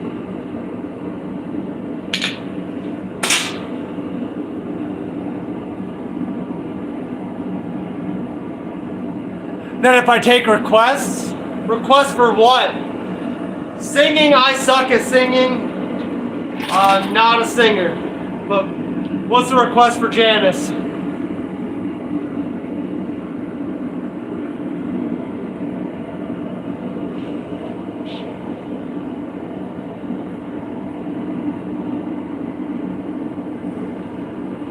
Airborne Ranger, where have you been?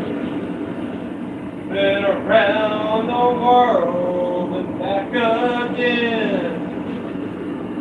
Airborne Ranger, how'd you get there?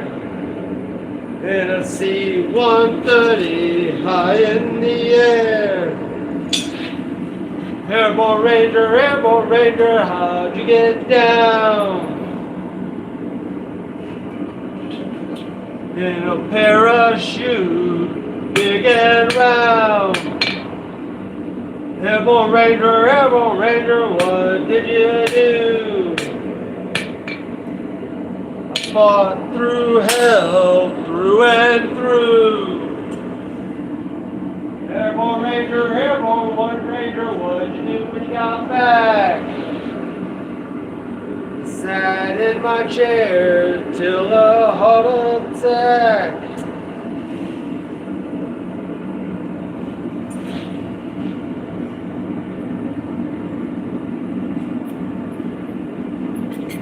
The coolest one that I still remember to this day was in basic training. My one drill instructor. He had a voice, man. I can still hear it to this day. And he did voodoo. And that right there was just, that was something else.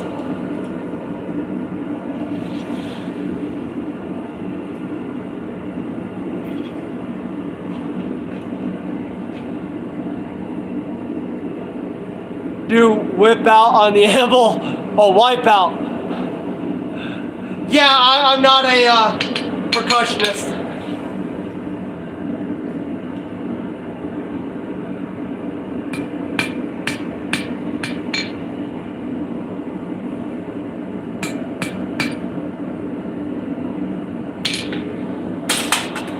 I do know how to play a little bit of harmonica. Very little bit. I play trumpet. Haven't played in a few years, so I don't know how well I'd sound. But I still pick it up occasionally, can still make out some things. Not too half bad. Don't have my range like I used to.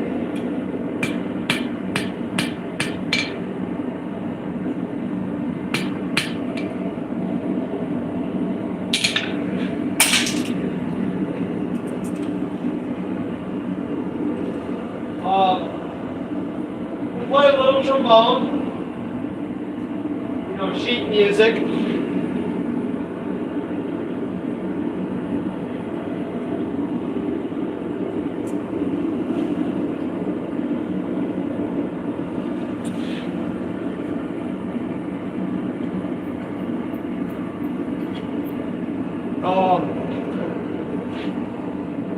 Cross-learned into baritone.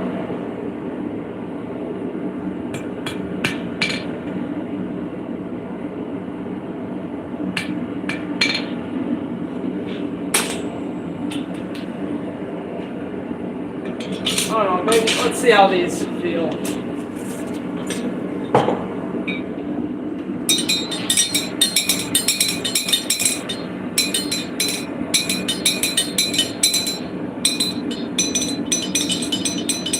They're not the same size.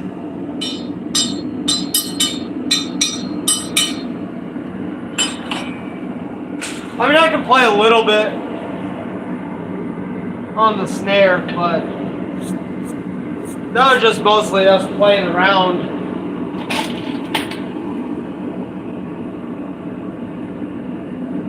Tried to learn to play guitar.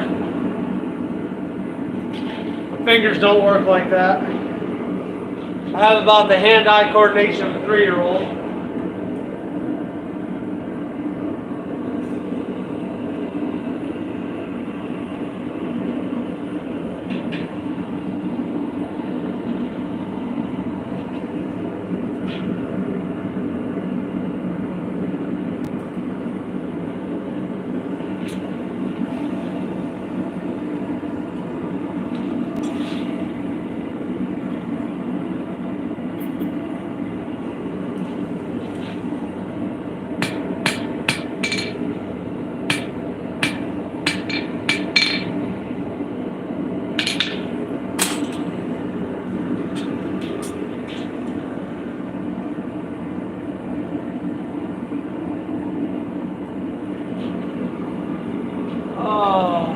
Got a whole whopping 3 people in here.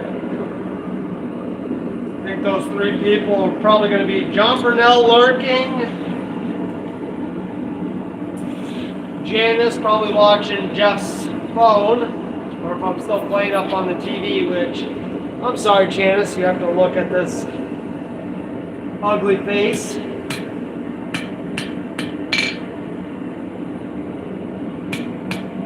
I don't know who my other person's going to be. I haven't seen any other comments lately other than Jeff and John.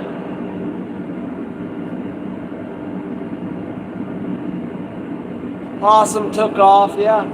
I don't know who the 3rd person is. Might be Shane Malone lurking because he's driving. No, sure.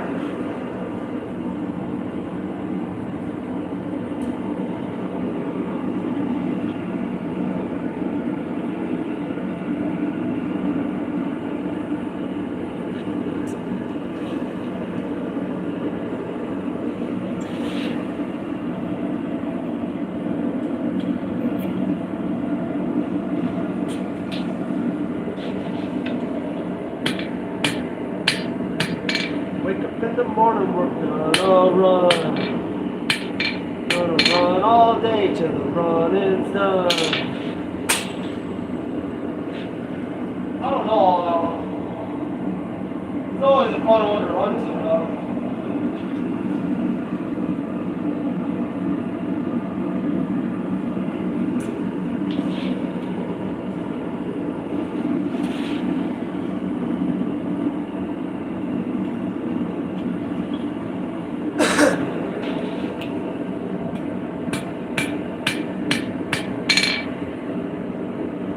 No, that's one thing I haven't done in a while. I haven't gone on a good run. Right, I don't even know if I could still. I mean, I could probably still hang with them. I'm getting old though. Turning 35 this year. I know I'm still a young whippersnapper compared to you, Jeff.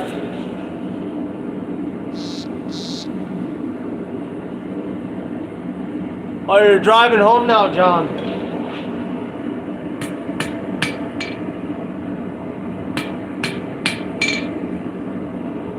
That was a early shift then.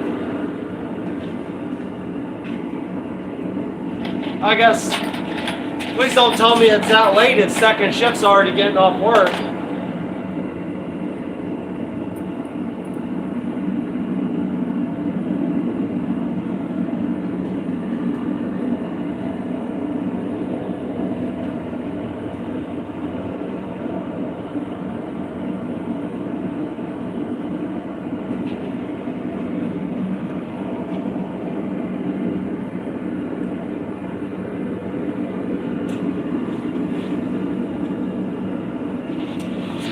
Right here is the most lengthy time of this whole process. The whole drilling and finishing is fast.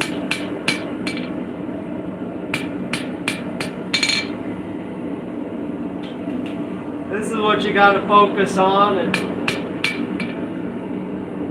make them all look even, make them look good.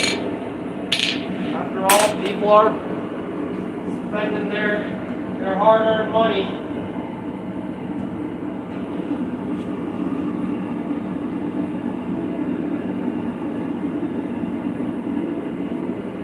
And you know, the materials aren't free, so I can make a whole batch of poop, lose it,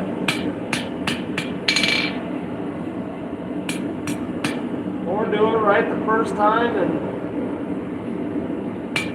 make a good product.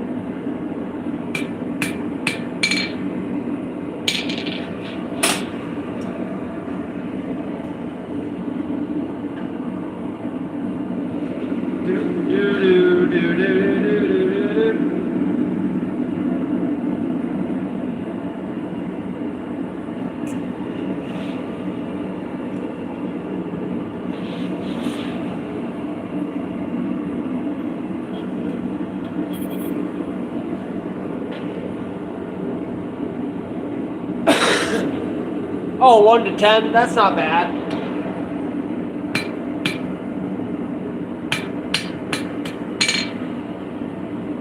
So I'm guessing you probably get an hour lunch then?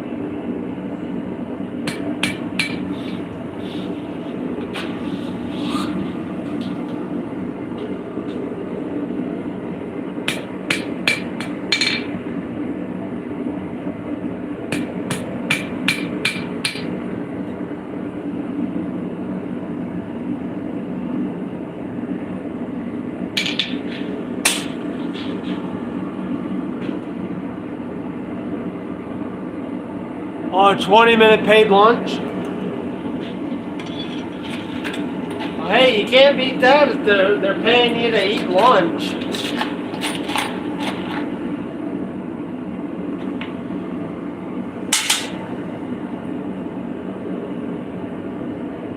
The only job I ever had, well, I guess in the Army, you know, if you want to call that a job, we had our lunch. But was when I got out and I went and worked at Coletta, which is an air cargo company, and they gave us an hour lunch, unpaid, and I was like, man, I don't need no hour to eat lunch. No, I can eat my whole lunch in 10 minutes. Less than that. So I I just talked to my supervisor and I was like, hey, I know you guys, we have to take lunch, and you technically have to. So I was like, can I just take a half-hour lunch and then go back to work? So I was able to gain 2.5 hours of overtime a week just for being there, just for my allotted time. I didn't have to stay any later to get that overtime.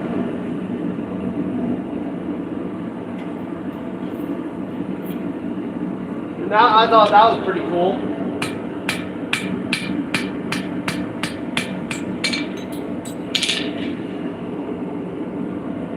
But that job just wasn't for me. You know,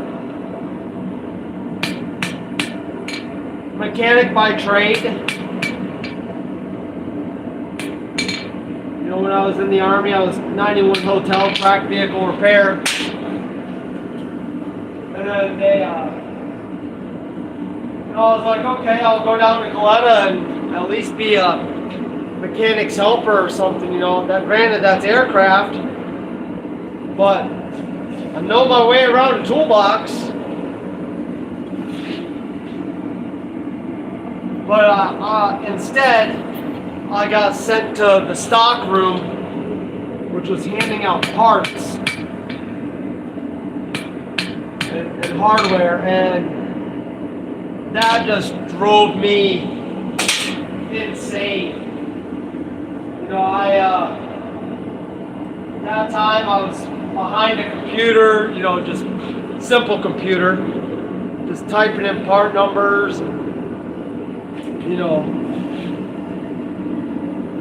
putting parts back on the shelf, you know, making sure that they were all in the system, you know, the quantities. But that wasn't for me. And then there was a job opening that came up at a GM dealership. And I went and worked there for a little bit. It was a mom and pop GM dealership. I worked there for 2.5 years. Got certified and all that good stuff. And you know, after 2.5 years of working there, I asked for a pay raise. I wasn't asking for much of one. I was only asking for, you know, I was only making $10 an hour. But you have to buy your own tools, you know, which is fine. You know, I didn't care, but buying tools, only making $10 an hour, well, most of your paycheck's going right back, you know, the tool guy. So I asked him for a $2 pay raise. You know, because they already told me the more certifications I got, the more money I would make. Well, they pretty much laughed in my face. So then one of the guys there, he was a parts guy at the dealership. He was friends with a guy that was in the septic company, and they were looking for a helping hand. So I went over and did the septic world. And then that boss man and boss lady was getting divorced. I wasn't hanging around for that, so then went and drove a garbage truck for a bit. And then I went back to the septic world. You know, the boss man got his stuff figured out. I liked him. He was pretty cool. Wife, you know, aspect, not so much. You know, his wife, or ex-wife.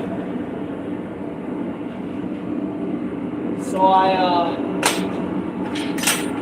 went back to the septic world, was there for a little bit, but things just weren't really working out there. And you know, during the winter months, know, we get laid off because of, well, you can't have space in the middle of winter.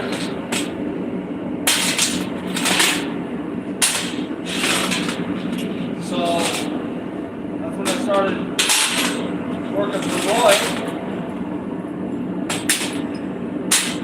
And starting to feel good things. That's where I'm at now. I'm quite happy.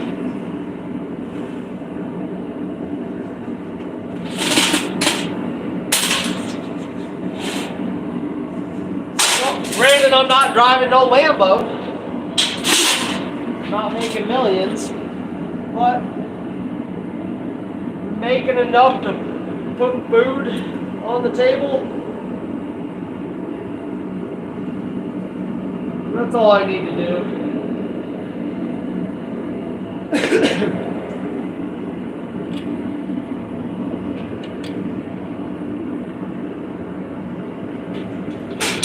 Who we got? Oh!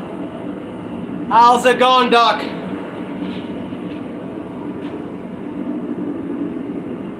So guys, welcome Stone in here. That's my buddy. You guys came in over on the live stream over the weekend. He was here.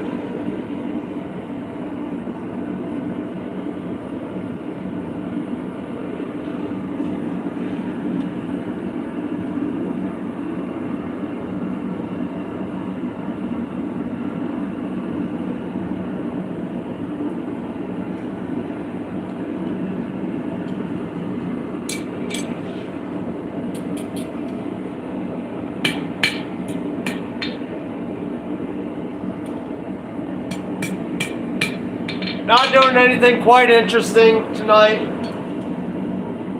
Just making some hooks.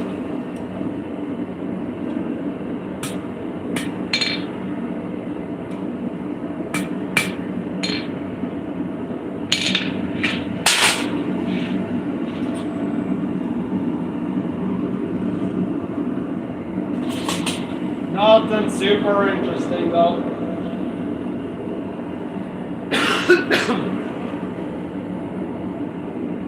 I was watching Possum Sausage 15-minute spike challenge. Oh yeah, he did pretty good.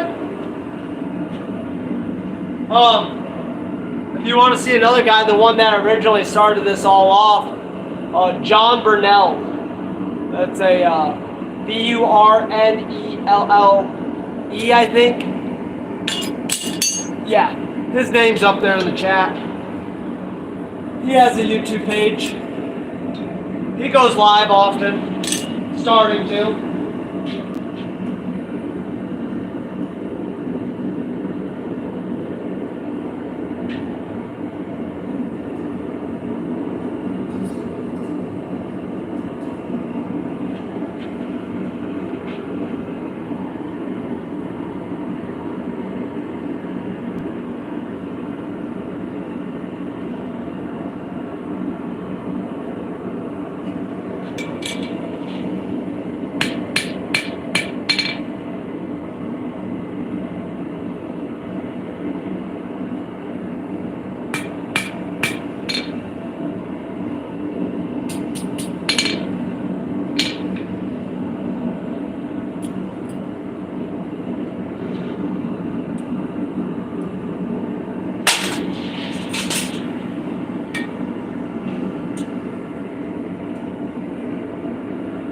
I have no idea why. I just had my inclination just to reach right in there and grab that.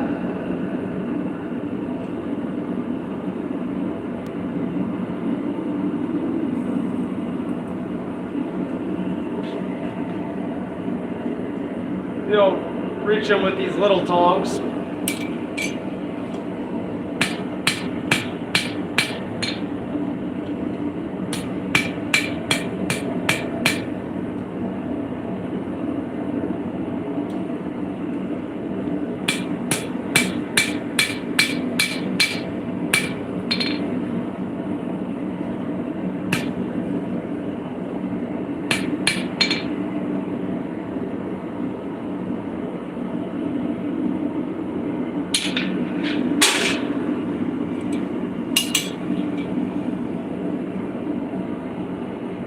I did figure it out.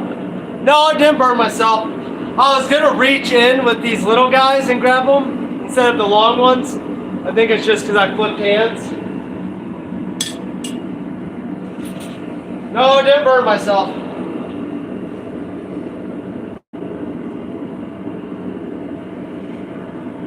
I think there would be a lot more choice words if I did.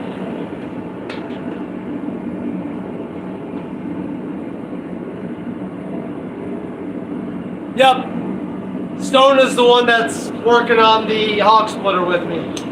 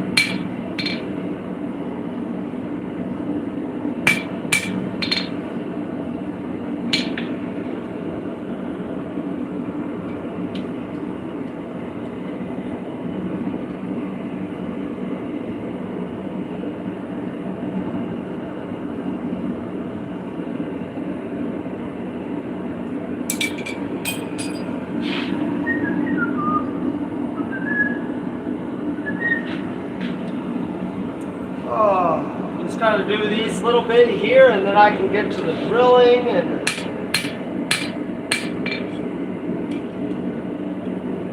funness.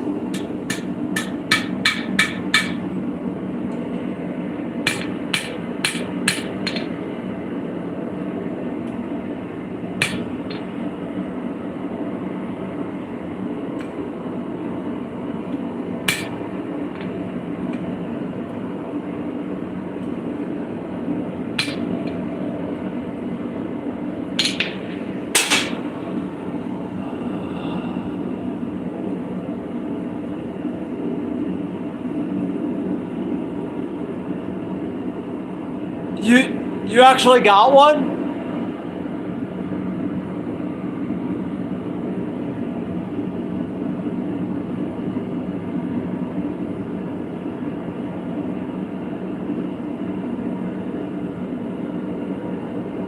Do you have to do anything special to hook up to a 100-pound tank? With my little propane forge here, my line that comes off of this Mr. Volcano is an external thread, and my 100-pounder is internal thread. So all I had to do was just get an adapter for it. The adapter was like 20 bucks at my local hardware store. And that's all I had to do to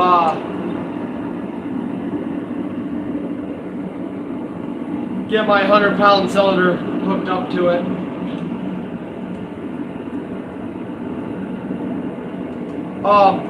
The other thing you can do is if you, I don't know, maybe at your propane company, you might be able to have them change out the valve for you if you have all external. Or you can just change the line on the end, you know, your regulator. You can just change that to a thread in and a male adapter versus female.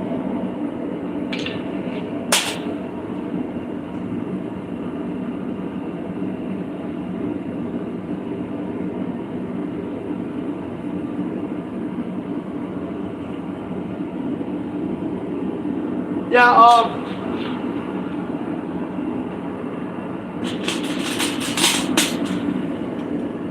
if you really need me to, I can send you a picture of that.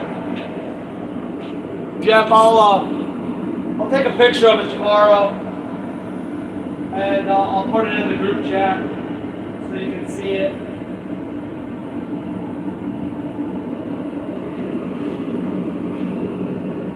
But the adapter wasn't very expensive.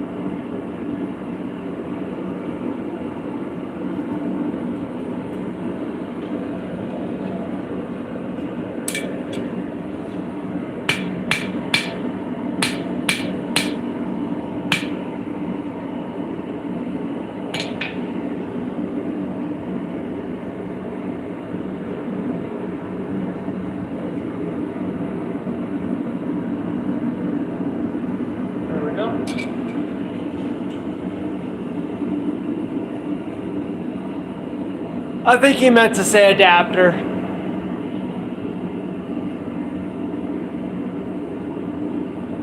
You go through 40 to 60 pounds of propane a week? That's... You must be getting a lot of forging in. I have this 100-pounder right here, running on one single burner. I mean, even though my forge is a dual burner, I typically only need the single, especially for small stuff like this. And I go through a 100-pounder in maybe a month.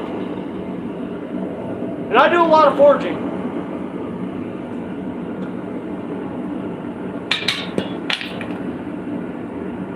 Oh, you use it to heat the shop as well. Then yeah.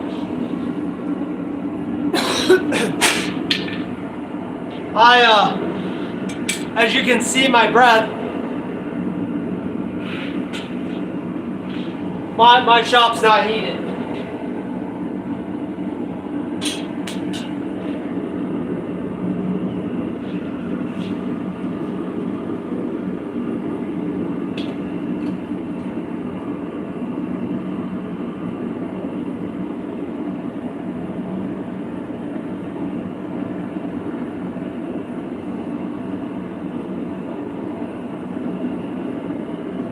And when I came out to the shop tonight, I looked at the thermometer and it was 22.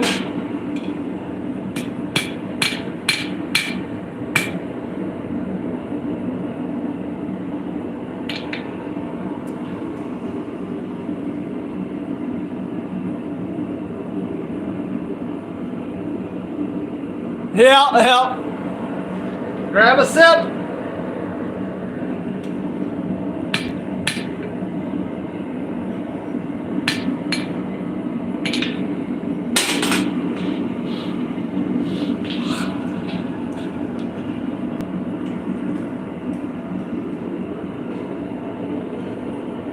Well, now that I actually have you in here and we can talk,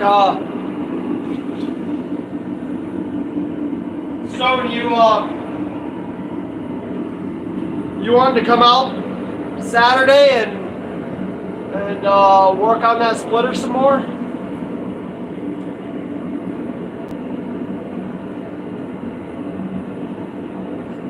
I think Jeff Killian, he was asking about it.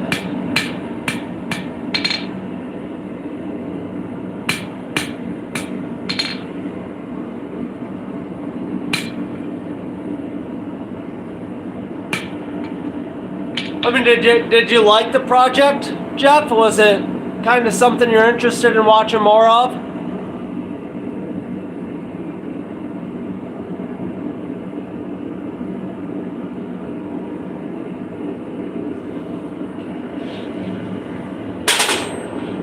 I mean, if it's something that the masses want to see, I'll entertain you guys. Are you not entertained?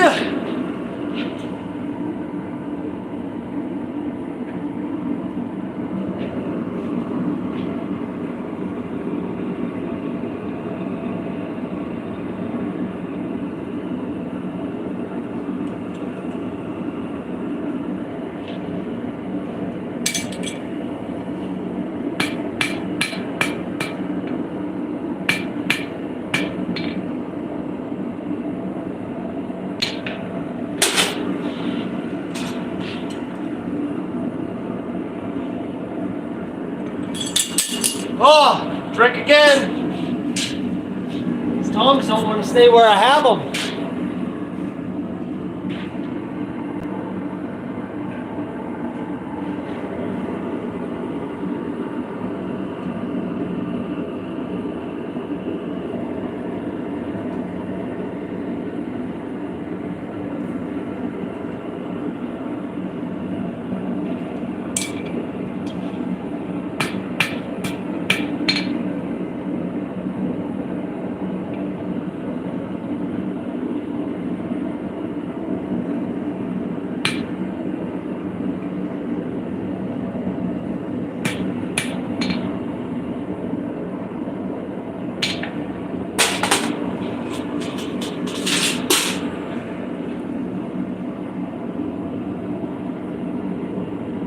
Yeah, you just made a smaller version?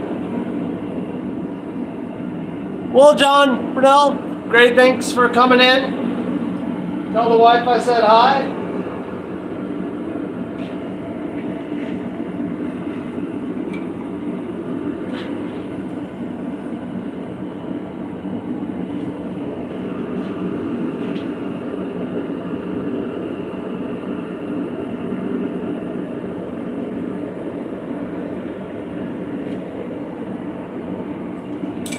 Yeah, Stone, go over and check out Jeff Killian. He's on Instagram, just got one. I think I actually convinced him into getting Instagram. And he's been posting some stuff up on there. I think he's more of a Facebook kind of guy.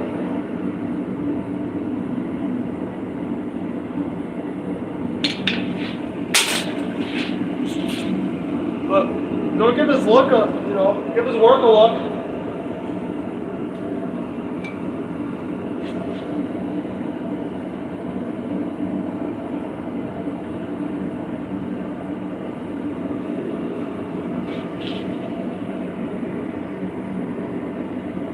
Well, that one's just gonna have to be that way. I just noticed that I bent that one the wrong way. So this one becomes a straight one.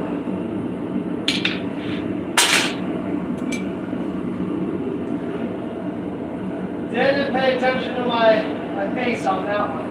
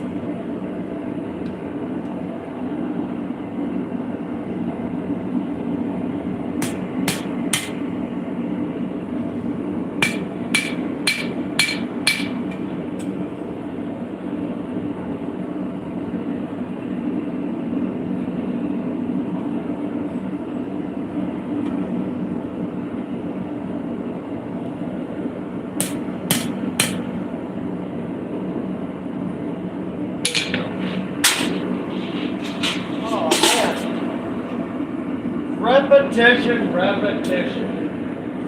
I only got a handful left. And then it's just a bunch of center punching and drilling.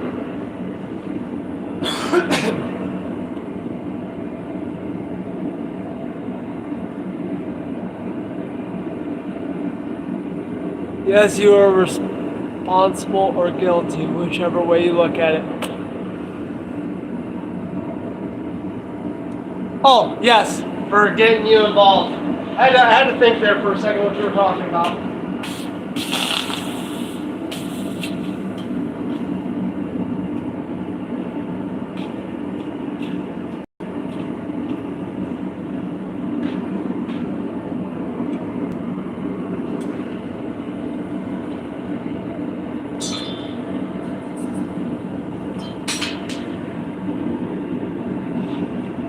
Well, Jeff, can you say that since not having Instagram before, can you say that it's maybe helped you reach new people?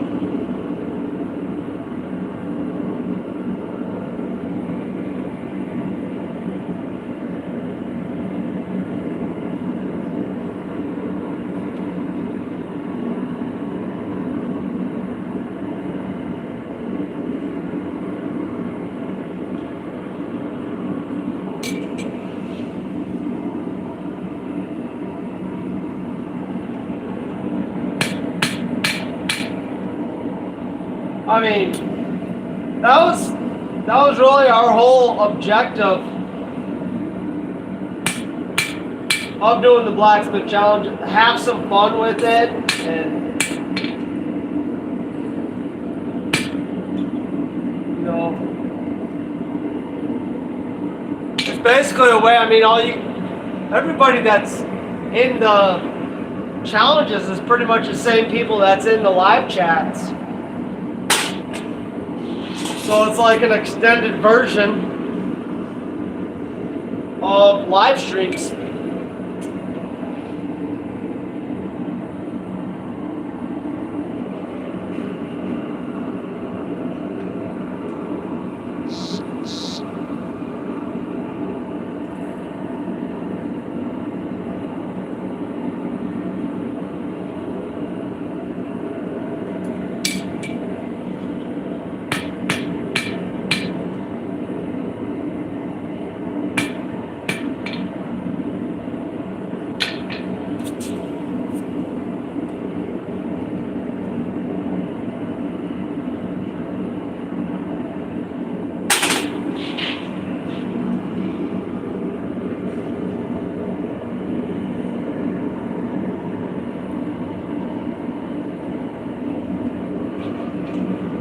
I'll read the chat here in a second.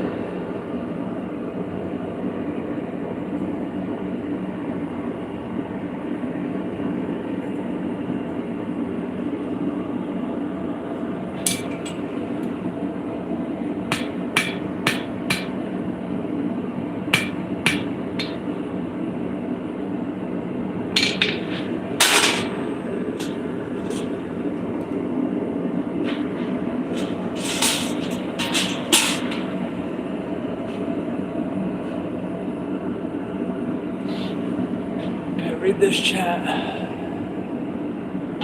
Okay. I also have a sausage stuffer, meat mixer.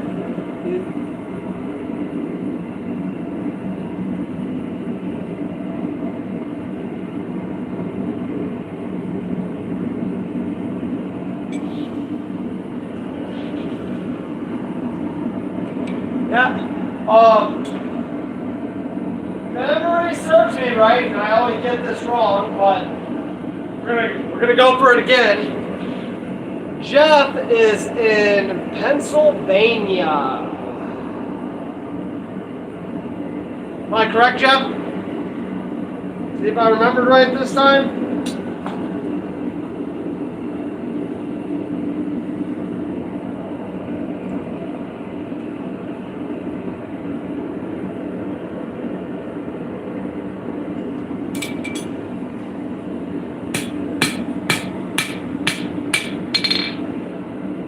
I talk to so many people, whether it be on the phone or just chatting.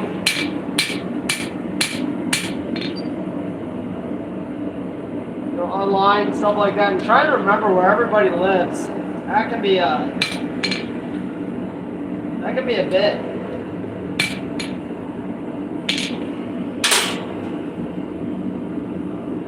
Yay! Last one out of the bucket.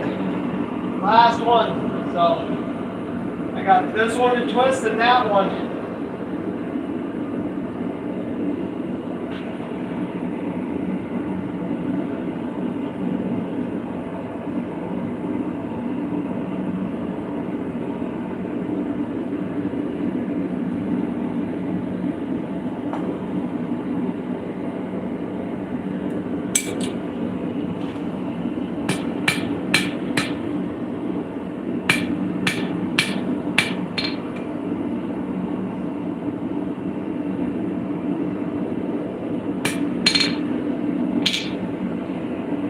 Justin Duck, thanks for hanging out with me. You know, I know it's not the most enthralling content. It's very mind-numbing, but it has to be done. And I appreciate you guys being here.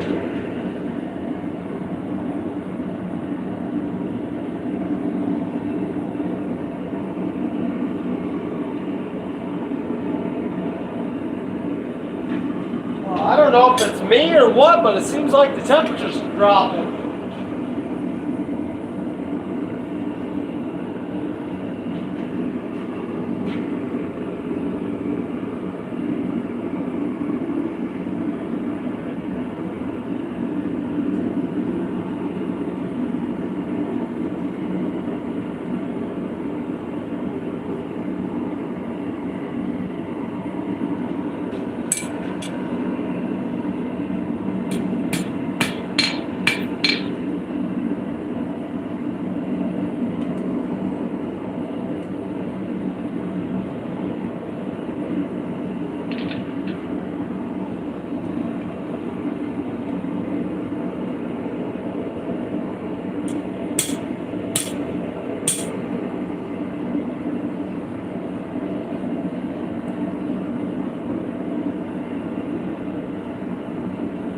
Go.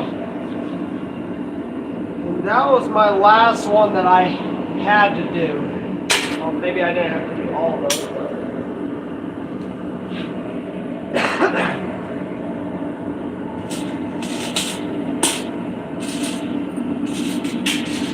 I really didn't count how many mediums that I had.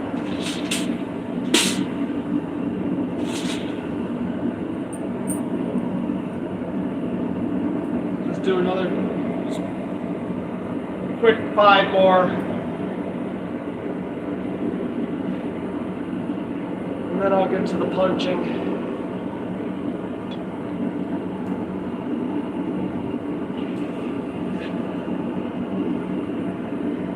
I'll put these in a separate bucket so I can reach in there. That's what I'll do, just while I'm waiting for those to cool down. Let's work up another small set. Try to find something. I got another pail around. Excuse me.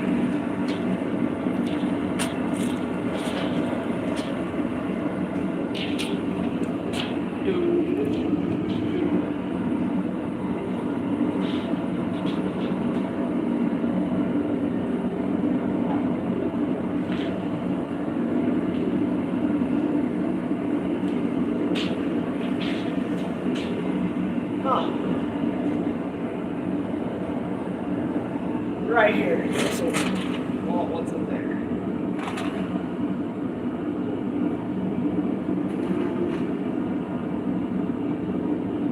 It looks like a bunch of nonsense.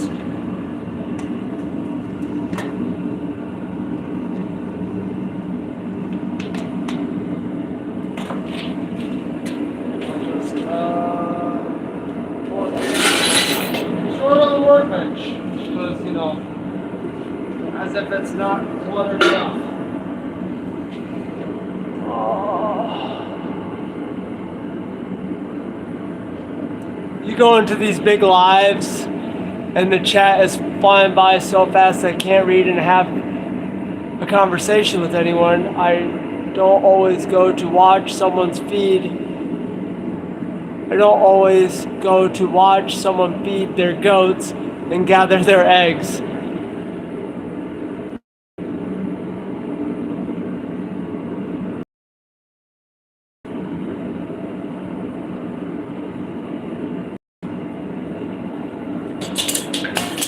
I gotcha. Yeah, I mean, some of the big chats, yeah, I definitely feel you like that. You know, there's so much going on, and it's like, man, I was trying to reply back to somebody over there, and I'm not the fastest typer,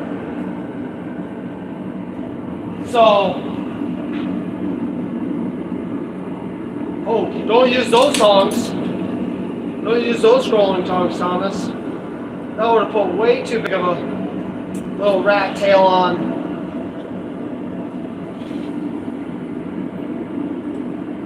And I'm just making a couple more of these so I can let that bucket,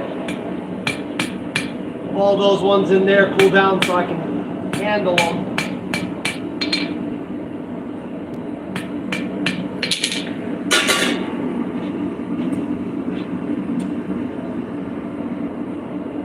Well, the other thing too is like, I've hopped in some big chats and, you know, like I have a question for the host, and it's like, I sometimes feel like I'm overlooked, but I do get it. There's a lot going on, and, you know, if I had a bunch of people asking me questions, and I have, you know, 500 lines of text in there, I'm not going to be able to read everybody's. So I understand it why they might not read my comments.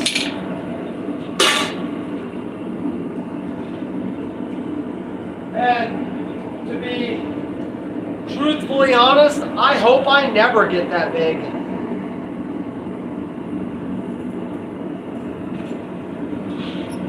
Because I do enjoy the small groups. You have more personal conversations. You get to know more about the people.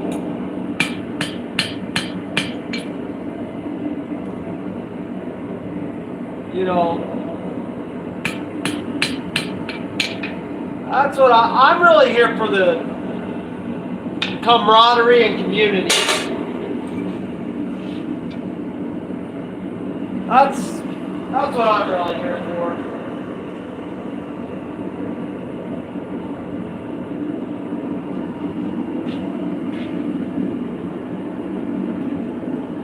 You know, I'm not technologically advanced enough to be making all them high quality, big shot videos and stuff. Although, I mean, I've seen I'm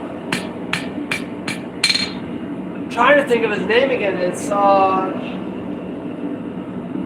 Navar or something like that. I mean, he's third world country. You never see his face, you just see his hands. Well, the man works on the floor. Doesn't even have shoes on.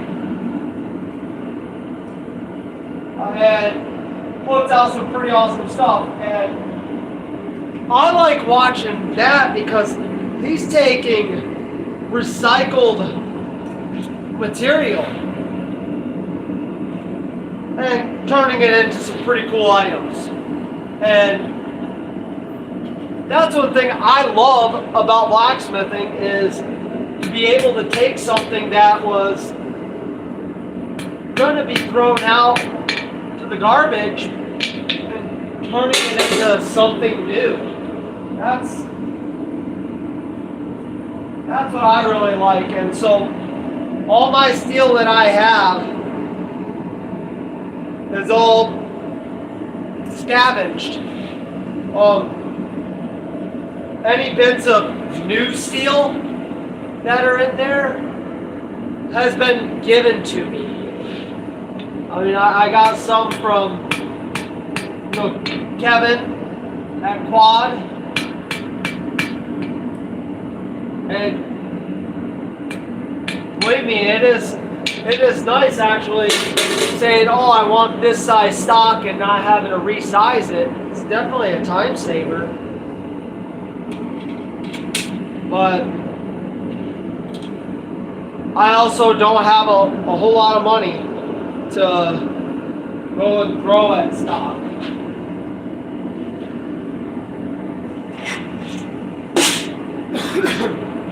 Well, I'm going to move the camera just a tad. I'm going to face my back towards the forge. Probably even throw on my hoodie. Is Kevin a jeweler?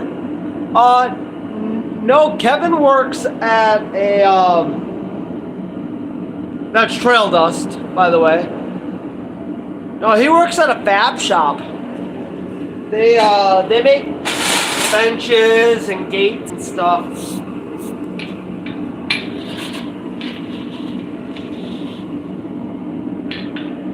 If memory's serving me right, that's what he does. Really nice guy.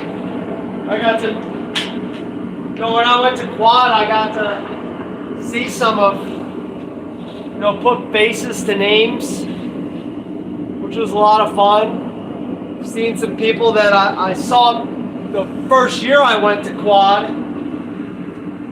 I was just getting with Roy, you know, started up with Roy. And,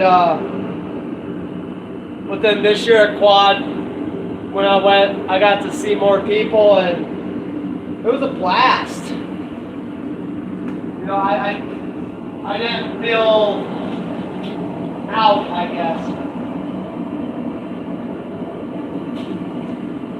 And here's my fancy seat, guys. A 5-gallon bucket and a plank of wood. Ah, that is so toasty. That is nice. I'm just gonna let that roll on for a little bit. I think I might even put my hoodie on.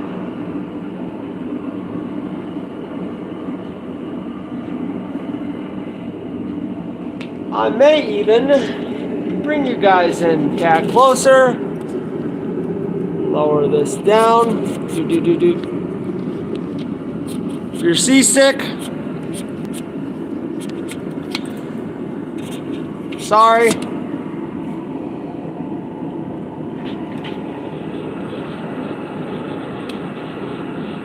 Think I should lower you guys down more?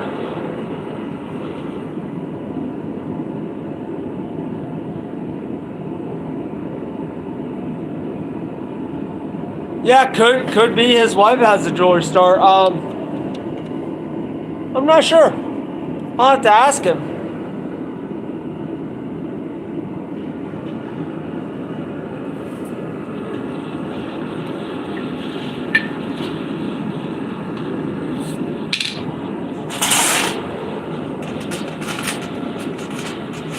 Always touch hot steel if you're trying to see if it is cold with the back of the hand. Yeah. That'll do.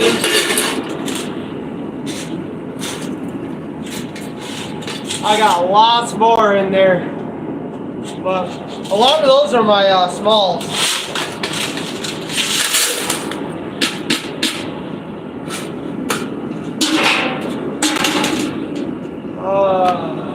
Safety glasses. This is the one thing you do have to wear some spectacles on, because the scale, any that is put on there, plus I'm right at high level almost.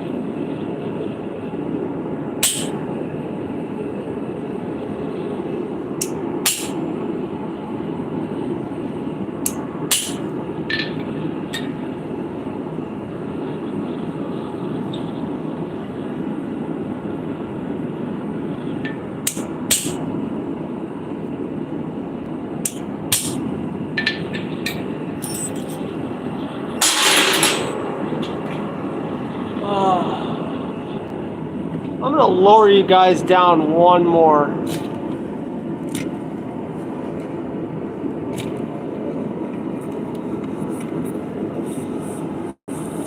Tilt you this way and stop, and that way and stop, and bring my other one down and stop.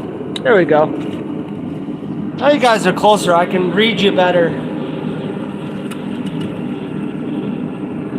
You guys can still see what I'm doing. Yeah.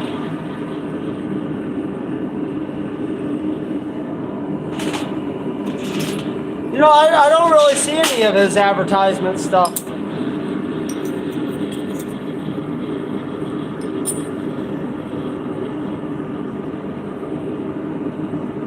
So now here, if you see, I got one that's slightly a little twisted. This is where I can just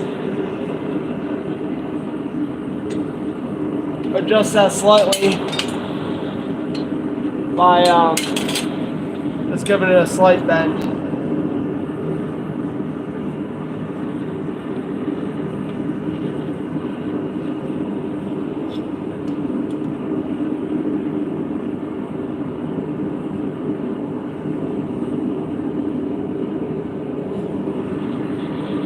There we go. Nicer. Now she's in line. And that's the thing, quality control. I check each one of these.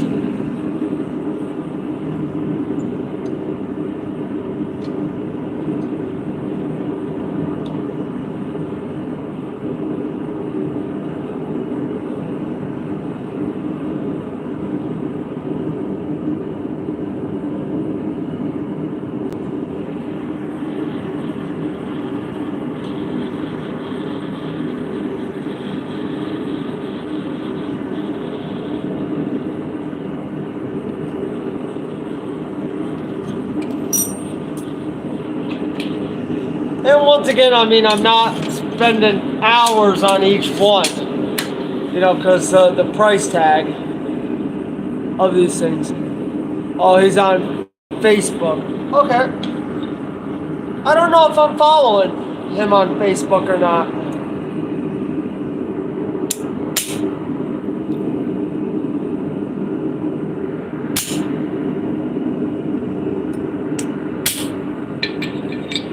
I know I'm doing bad. I got glasses on my head, protecting my forehead and not my eyeballs.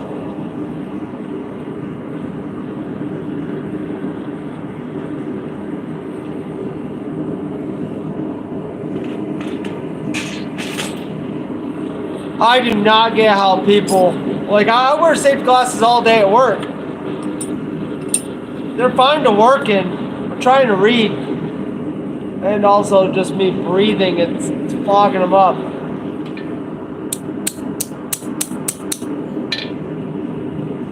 People that have to live with glasses on their faces all day,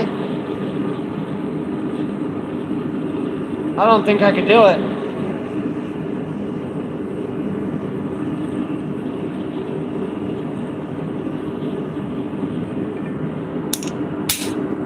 I'll give him I'll give it a see if I am following him on Facebook or not. I know I'm following him on Instagram.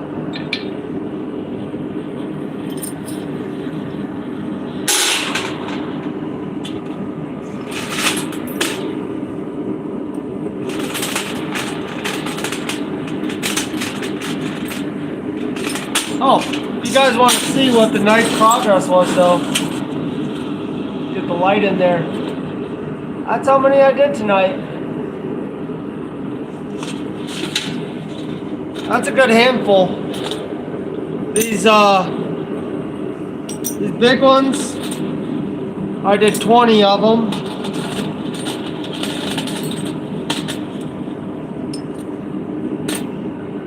And then the mediums, I lost track.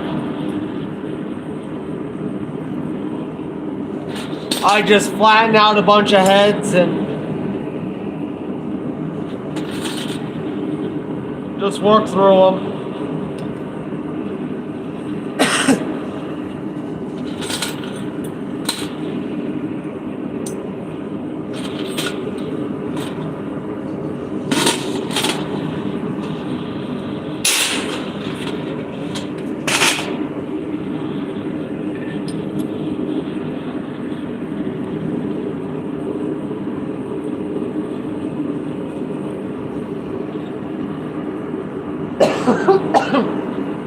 Oh, excuse me. You know, I'm sitting here coughing and saying, oh, man, I wish I had some cough drops. And I do. They're in my pocket.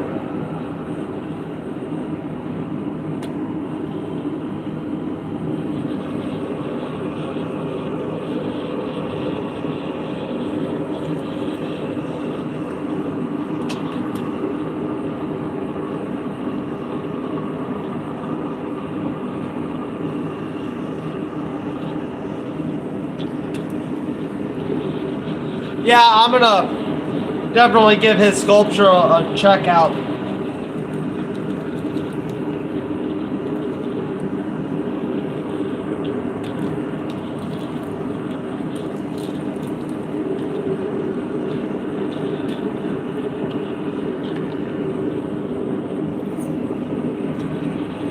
I think it would be cool to do a sculpture for like a charity fundraiser or something. You know, like a Wounded Warrior project.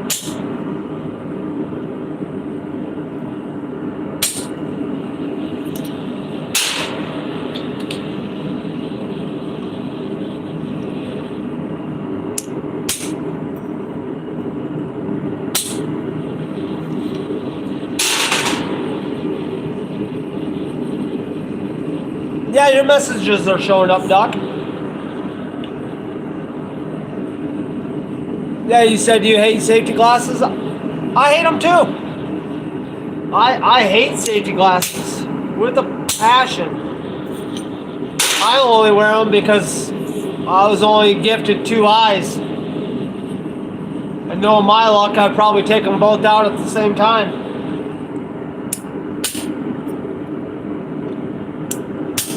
Fingers and toes, I got 10 of them. I can lose one.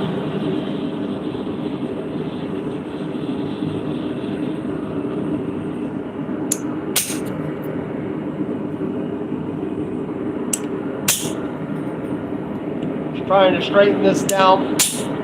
There we go. That's what they're going to look like when they're obviously drilled. You know, there'll be a hole in there, but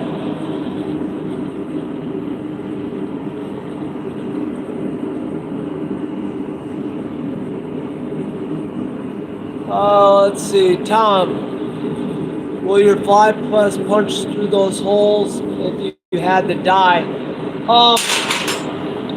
If I had the die, yeah, they would. But the holes on this are awfully small. They're only 1/8-inch holes. So to get the punch to do that, probably, I mean, that would have to be a pretty strong punch. I got another one of them twisted ones. Assess it. Is it really twisted or is it just not laying flat? Not laying flat. Once I lay it flat, it'll go. I signed up for the donor program. You will be good. Oh, for you to win my sculpture if I ever make one?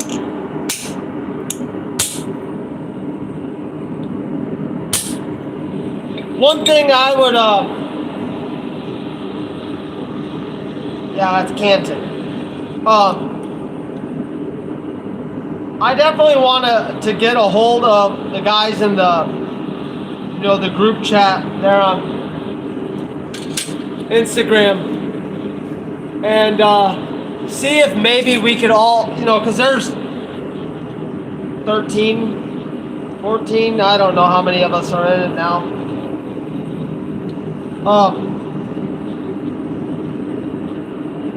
See if all you guys would like to do a collab on something.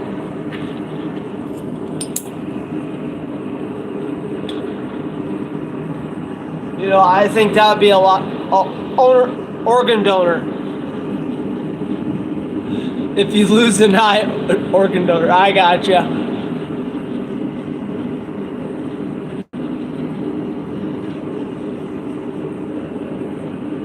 Do you provide the screes? SCREES. I don't know what that word means.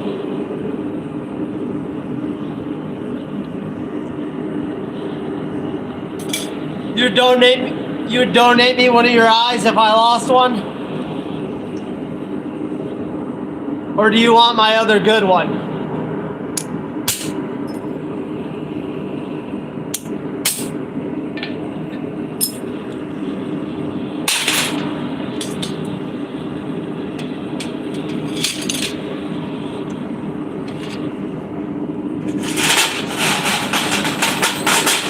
These go by fast, these ones.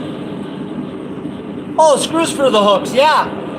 Yep, we do provide the screws.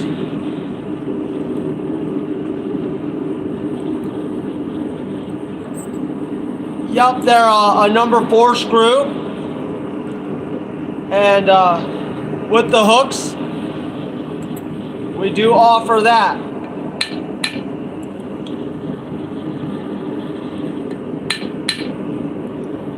And if you're interested in getting these, they're over there on Christ-Centered Ironworks Etsy page.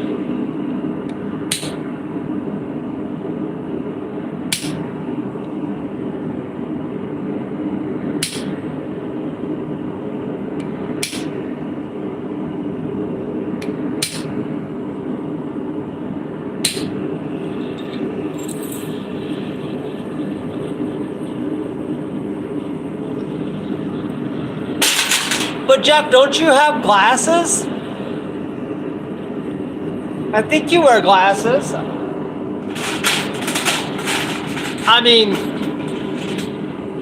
eyeballs with glasses is better than no eyeballs at all, I guess.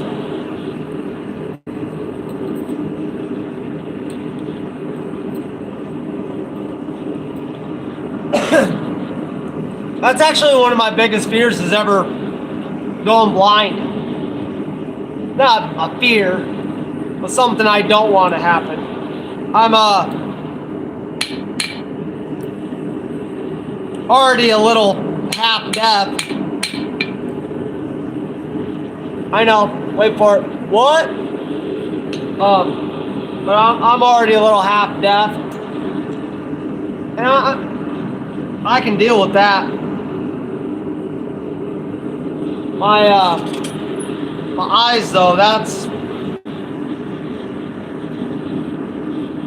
one thing I don't want to lose.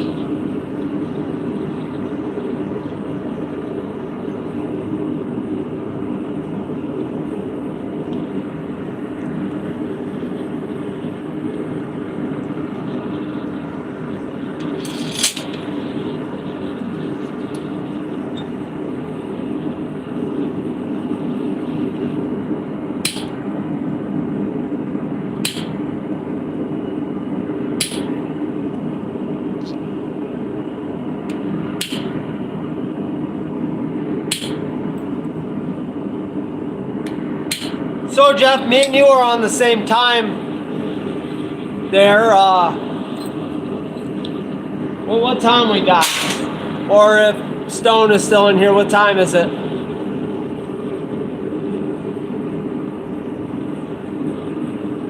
I believe I can make them made a candle holder for Janice and put key hooks across the bottom made from horseshoe nail hooks. Or from horseshoe nails. Yeah, you don't have to have a fly press to flatten them out. I'll take one here. This is the RH12. Let me grab my tongs. I just like using the fly press because it's one even squeeze. but I do suggest getting them a little warm. So we'll get this warm. You can do it right under the hammer. Just the number of hits you take, it varies. So I would suggest try to grab a little heavier hammer. Grab that. And I'm doing this completely sitting down.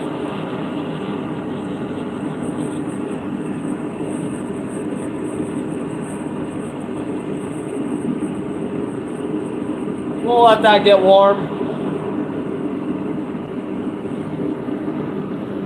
And just try to do it in one hit. Well, that's 2, 3, 4, 5. Now, that's hammered out versus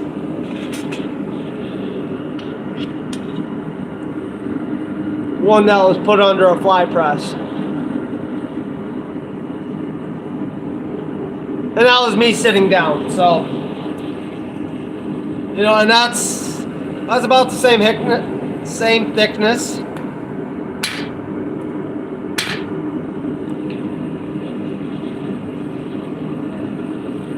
But yeah, you could, okay, 23, 28, not too bad on time.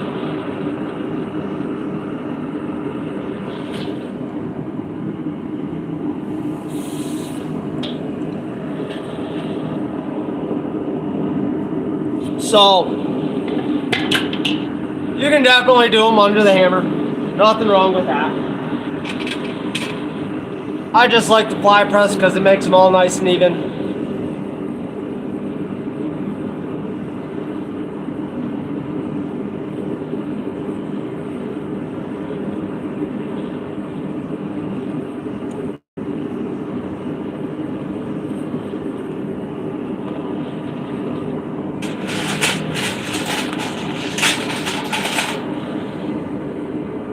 HSD.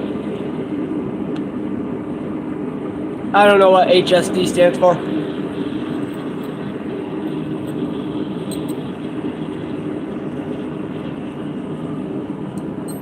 I'm not keeping anybody up past their bedtime, am I?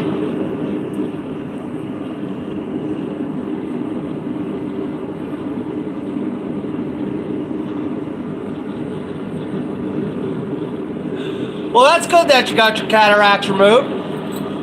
My mother had that done. Had some cataracts, I think, going on. Her eyes are kind of cool looking now. Like she got fake lenses, I think, is what she said.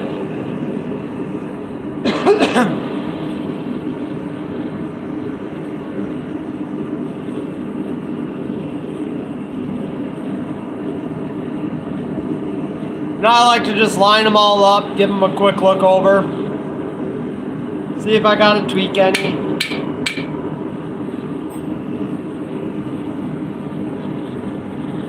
And what better way to get a look at them versus being directly right in front of them.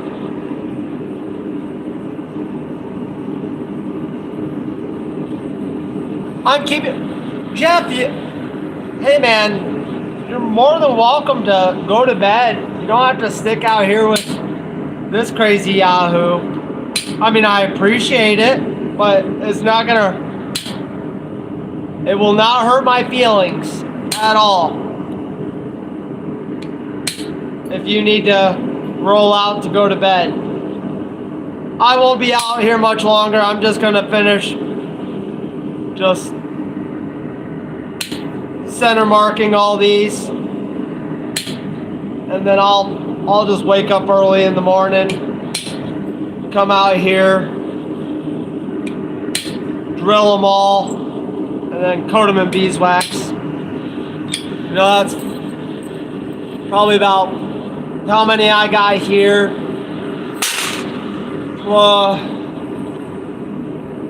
About an hour. Oh, she's already snoring. Well, hopefully you have headphones on. She's not being forced to listen to me. I mean, I've been told I have a face for radio and a voice for silent film. Oh, you got them floated on Monday? Like this Monday you just... So, today, you got your teeth floated today, or was that last Monday? Well, how's it going? You're still awake? Oh, you get them floated next Monday.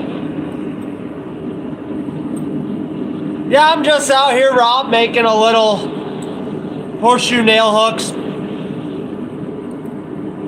Not a very interesting live.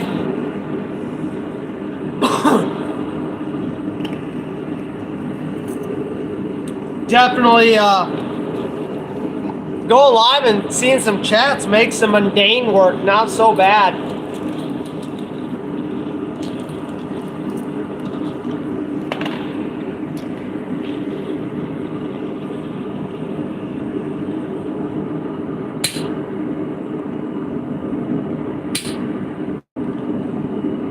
Yeah, you missed all the fun, Rob. I was just basically twisting up a bunch of these hooks. I had a pretty good size order come in, and I didn't have enough to complete the order, so this is what my thing was to do.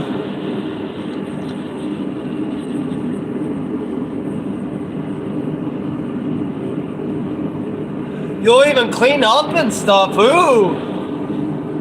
Getting all fancy with it, eh?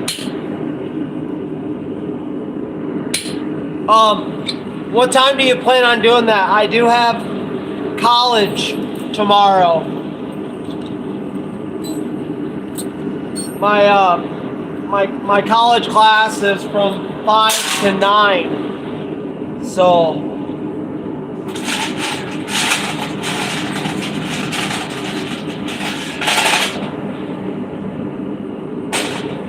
I meant closing face. Well, I mean, getting all cleaned up though.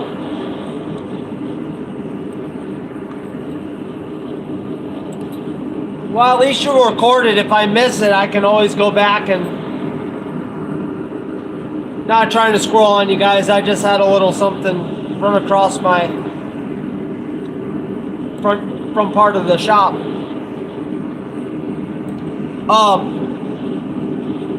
Well, yeah, if you're gonna film it, then I can still go back and rewatch it.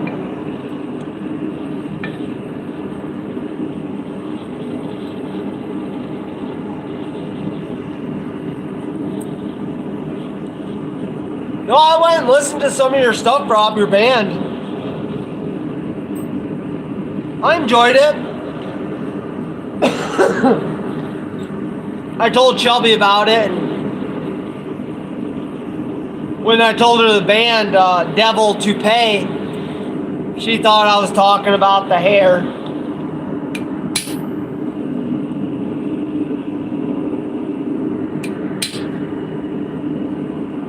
But I also... oh, excuse me. I'll live. I don't enunciate very well when I speak.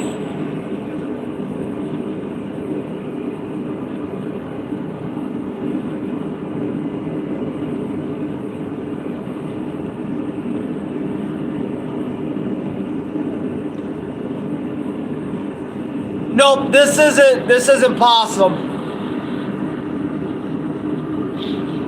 Rob Huff's a whole nother guy. But Possum Sausage did do the railroad challenge.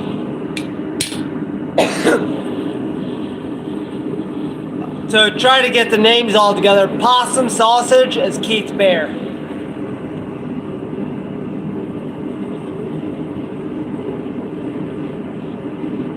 how we joke about changing the name to the devil hairpiece.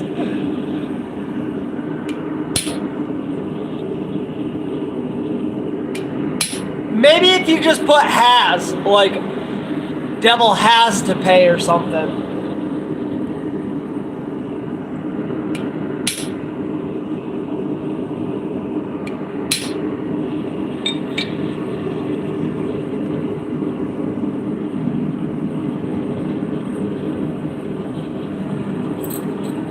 Have you ever hung out with him, Rob? With Keith Bear?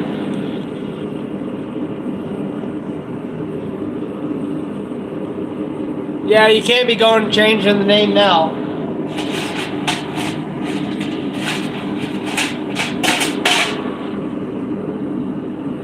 Yeah, I really want to make a trip down there. You know, maybe when the boys are a little bit older and at least potty broke, then I'm going to be taking them on adventures. Only an hour and a half from you. See, if you only lived an hour and a half away from me, I'd be over.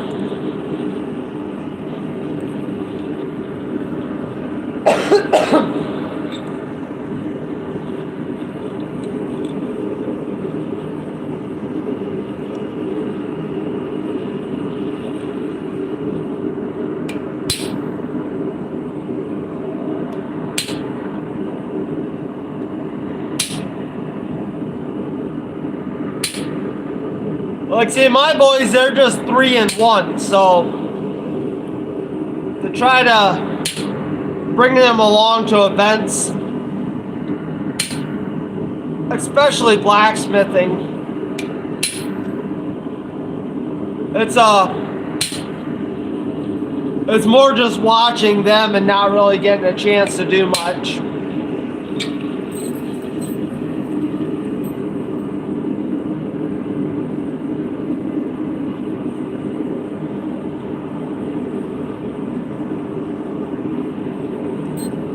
So they wouldn't know what Wheeler Walker Jr. was singing about anyways. Yeah, they wouldn't know.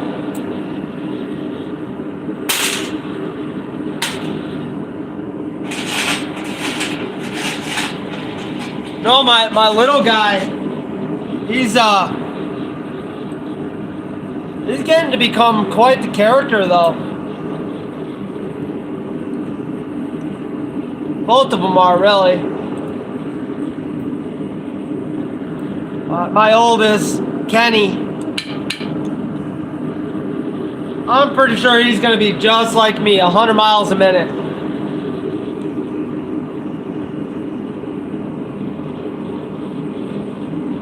Oh, Redgum! I haven't seen your face around in a while.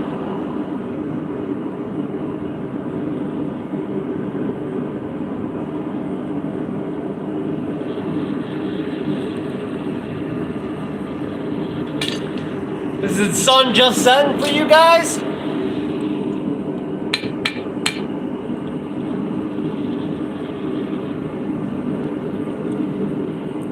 Yep, Jeff. Hey, I want to say a big thank you for hanging out with me tonight. You are a definition of a trooper.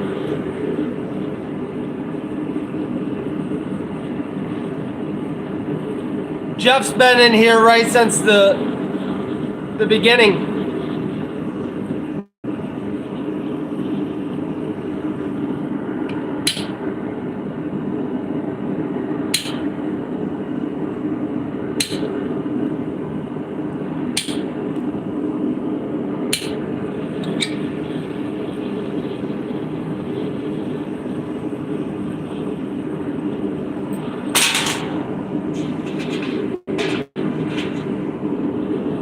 I think with all these late night forging sessions, I might have to go get another bottle.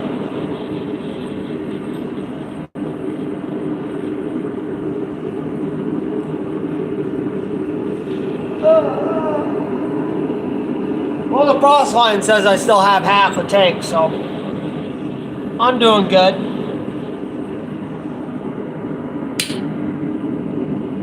I will say this, Mr. Volcano, it doesn't really eat through that. I mean, I have it turned right low.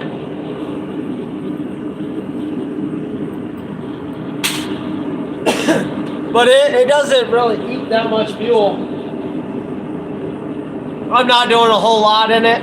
I was just heating up horseshoe nail heads, and that's thin. And I was only running that at about 4 PSI. So it was just sipping the fuel.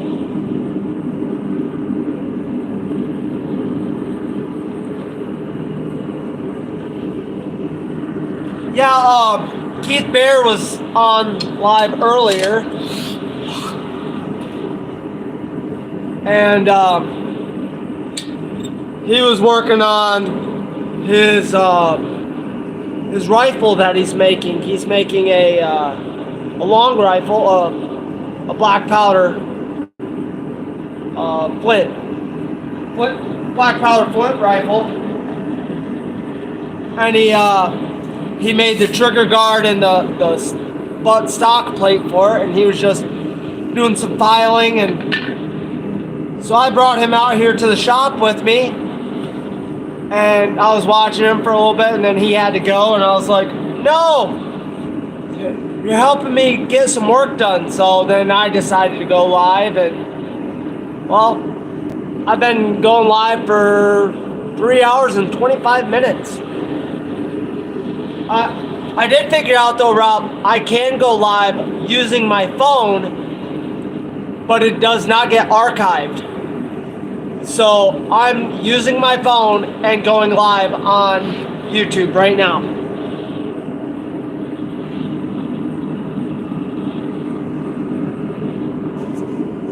But the bucket is empty, finally.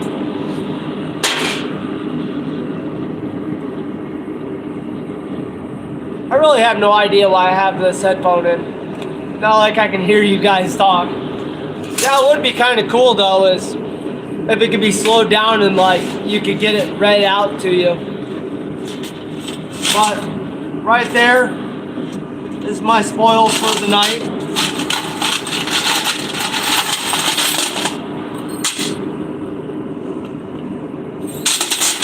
So I made 2 different types of hooks tonight. I made my largest.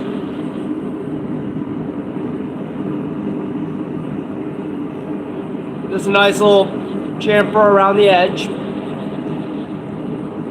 These are just center marked, obviously they'll get drilled. And then these are the ones I call my mediums. I'll hold it up here so you can see the twist.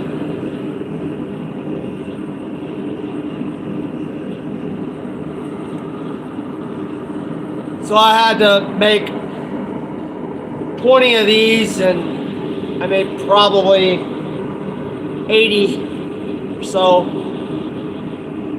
Maybe not 80. Probably 50. We'll call it 50 in there of those. I really wasn't counting. When I make these little things, I just hammer out a bunch, well, smash out a bunch and just go after it.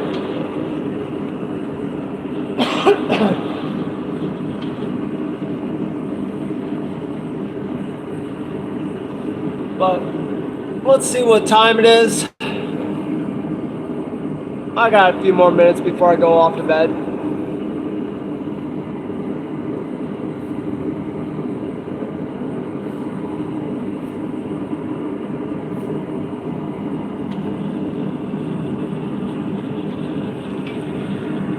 So what you working on, Rob? You out in your shop tonight, or you inside hanging out with the wife?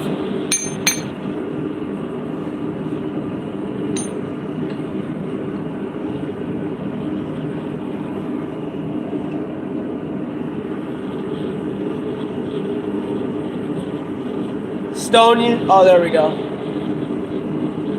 Oh, in the basement watching forging videos. Well, at least you're You're doing something. Too dang cold to be out in the shop. My shop's not insulated. Well, nor is yours. You're a lot bigger shop.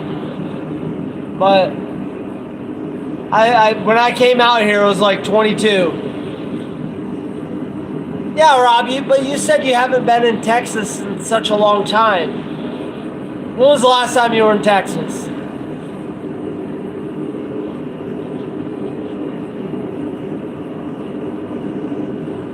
You haven't climatized to the north yet? Well, your definition of north?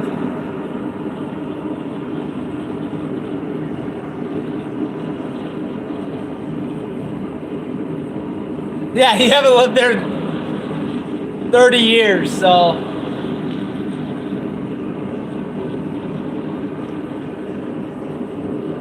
I mean, I was stationed in Fort Hood, which I just found out from my brother is no longer called Fort Hood. They changed it. I don't even know what it's called, but it's no longer Fort Hood. So yeah, it got warm there.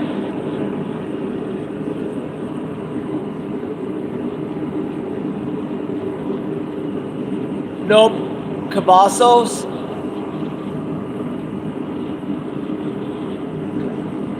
Yeah.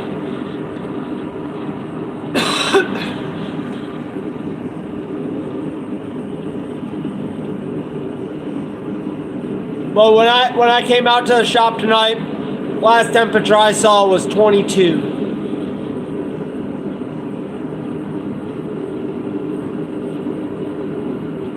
I see. It's a shame though that they're changing the name of all the bases. It's why change history? You know, or delete history.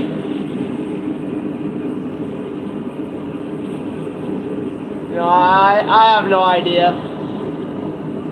I'm not a political person by any means, but just don't. If you don't agree with something, that's perfectly fine. You don't have to agree, but try not to change anything. Well, if they're not changing history, I'm not saying that they're not changing the history.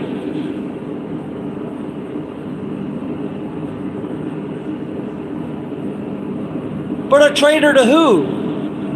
You know, I mean, he was,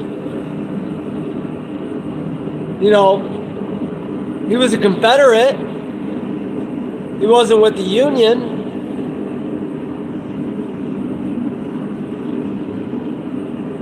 You know, I guess just because you don't maybe agree with their outlooks on something, those people that live down there, that's part of their history. Not saying you have to agree with somebody, you know, with what they stood for, I guess.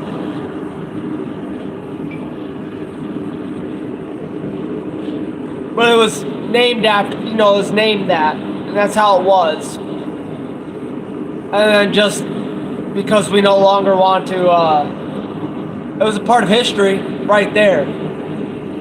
So, leave it the way it is and learn from it.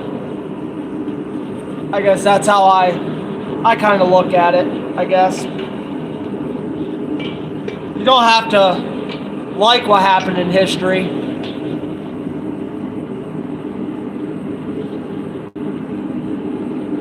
Well, that's the thing though. If they did have a place called Fort Hitler. You know, Hitler was a bad dude. There's no doubt about it. No doubt.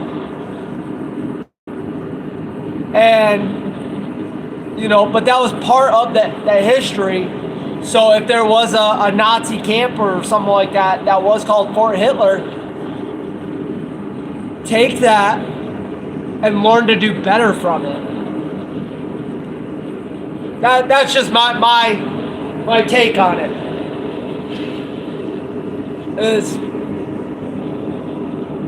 I get what you're saying, not to idolize or give them recognition. You know, but if all we really do all the time is just look on all the goods, and we lose track of the bads, and so, you know, you have nothing to look back on that was a dark part to grow from and realize, hey, maybe let's not do that. You know, that's my take on it, though. I mean, granted,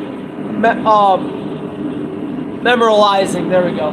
You know, giving them a memorial, yeah.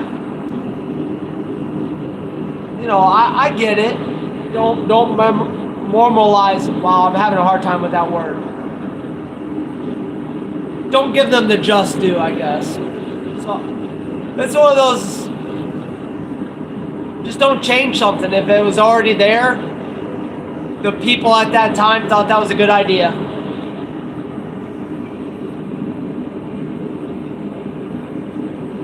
Oh, there is plenty to look back on.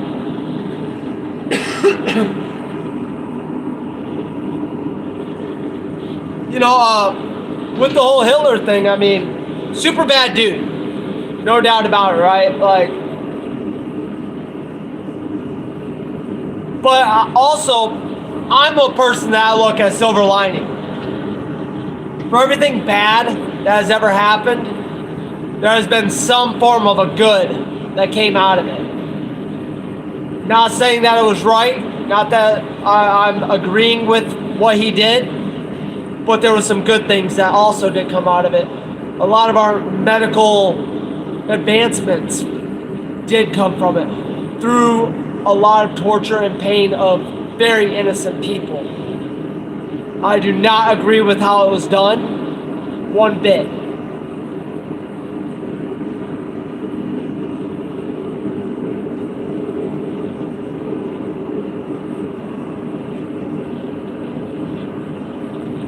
Yes, battlefields and stuff like that. You know, so there is a lot of dark and evil in the world. Maybe we just don't need to acknowledge it or give it daylight. I should say, give it daylight.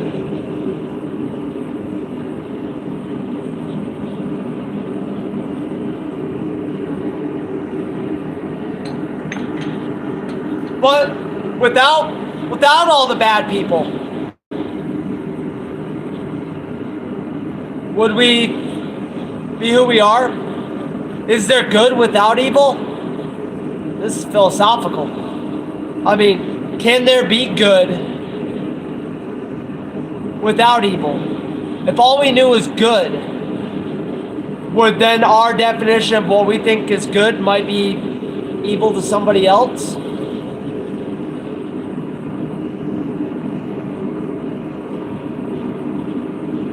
I really do enjoy having these conversations with people, and it's never I will never cut down anybody's opinions, their thoughts. I can have great debates with these. I can go both ways too, which is a lot of fun. And you know, just see what other people's thoughts are. There is no utopia among the living. Correct.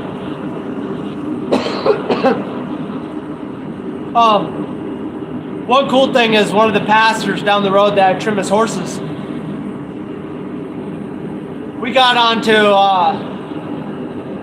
scales, I think it was. You know, so I was having a little bit of a internal debate. Like if your goods outdo your evils. You know, a scale system. If your goods outdo your evils, does that make you a good person? But even if you did evil things, are you still evil? Yes, I was telling my brother about that, Universe 23.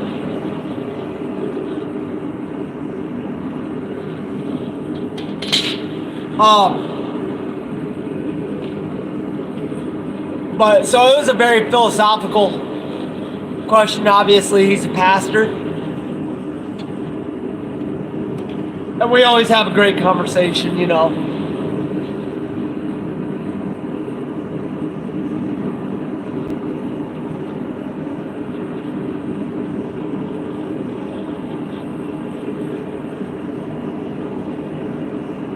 But my outlook on life, by the way, Rob, you know, so you don't think I'm like hating on anybody. I definitely look at, as long as you're doing no evil to me or mine, you go do your thing. You know, as long as you're not hurting anybody, you're perfectly fine.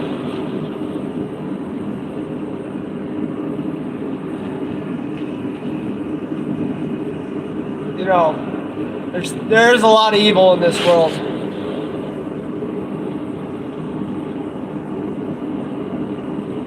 Sorry, responding to the silly comments on Facebook about the forge welding. Dude,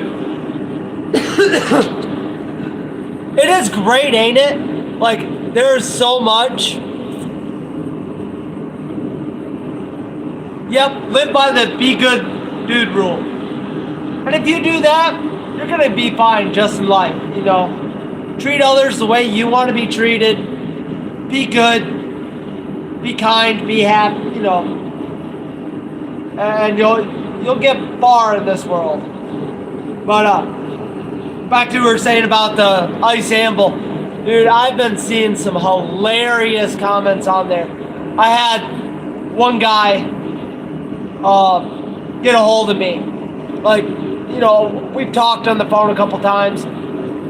And he straight up said, yeah, I can see where you're, you know, well, Roy had a point there, but I'm still going to preheat my anvil. Wow. Just, it blew my mind. Like, the evidence is there, but, you know, hey, it's his anvil. You want to destroy it, that's fine.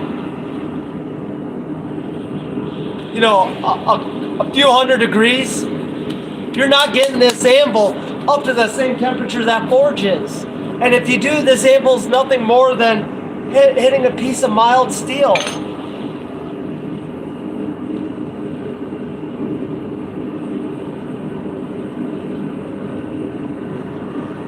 Well, yeah, he didn't weld on an actual ice block. No doubt, it's gonna melt in, you know, but that plate of steel was 32 degrees. Other than going and putting that thing in liquid nitrogen, you can't get it any colder. You know, I mean, up here in the north we can, you know, we can get it pretty cold, but it's funny.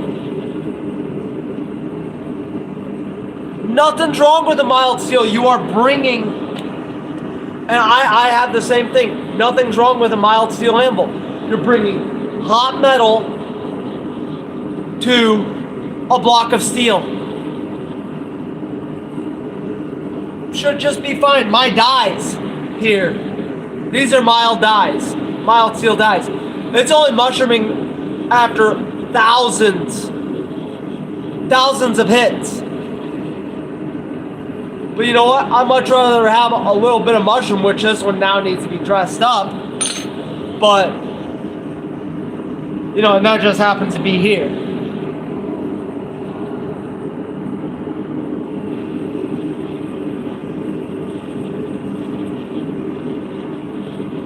Good, thank you. You know, everybody says, oh, you have to have a super hard anvil. You don't have to have a super hard anvil. Just don't hit your anvil. Have hammer control.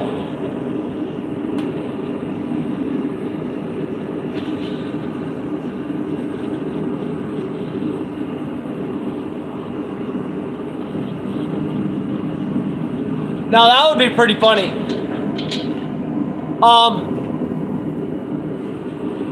2-inch square, eh? I might be able to make that happen for you, Rob. Not like tonight or tomorrow or nothing, but I could make you a block of aluminum.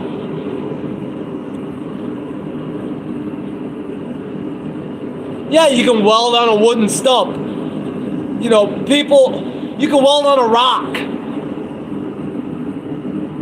The biggest thing he's trying to say is he's trying to break the myth of forge welding on something cold. You don't need to preheat the anvil. And what better way to describe cold than ice?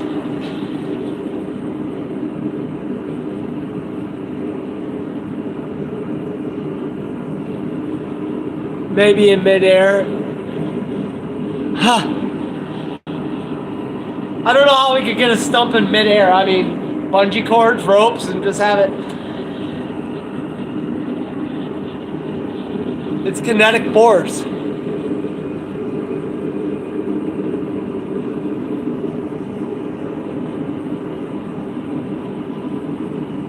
Yeah, big chunk of aluminum. You know, it's just, you get those keyboard warriors. You get those keyboard warriors anywhere you go. And you can have the hard evidence right in front of them. And they're just not want to accept it.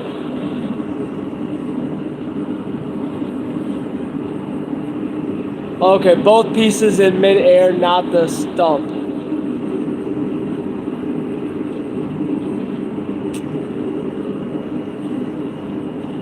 I don't know how we would do that. We can talk about it. You can forge weld in the air? Are you saying you can, Rob, or you can't? Or are you being funny back to Stone?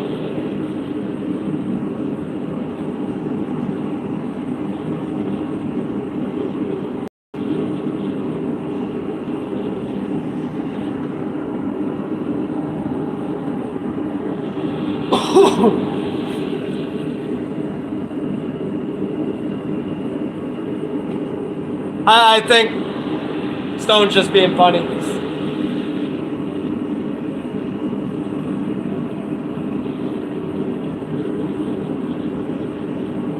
Yep.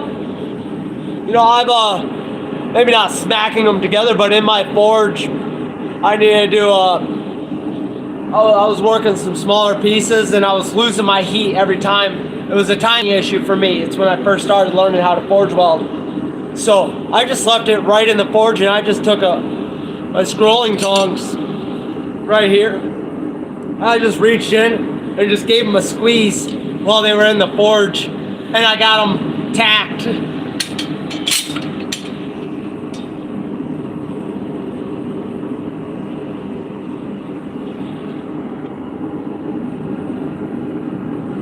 Well, if you think it can be done, Stone, let's do it. Why not?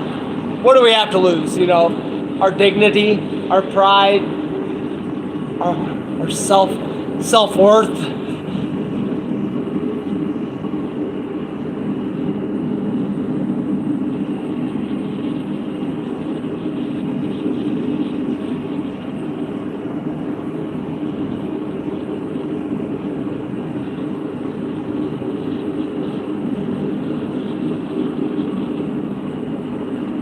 It's just eyes. Oh, me being that close, yeah. I was reading. I'm reading. Oh, I didn't see you there. Well, gents, it is now my bedtime, I imagine. Yeah. I usually get out of the shop about midnight. That's kind of where I call it. Got school tomorrow. Well, I was just trying to be funny by saying school tomorrow, but I actually do have college tomorrow. So. Oh, well, we have to lose, yeah. We just have our eyes to lose.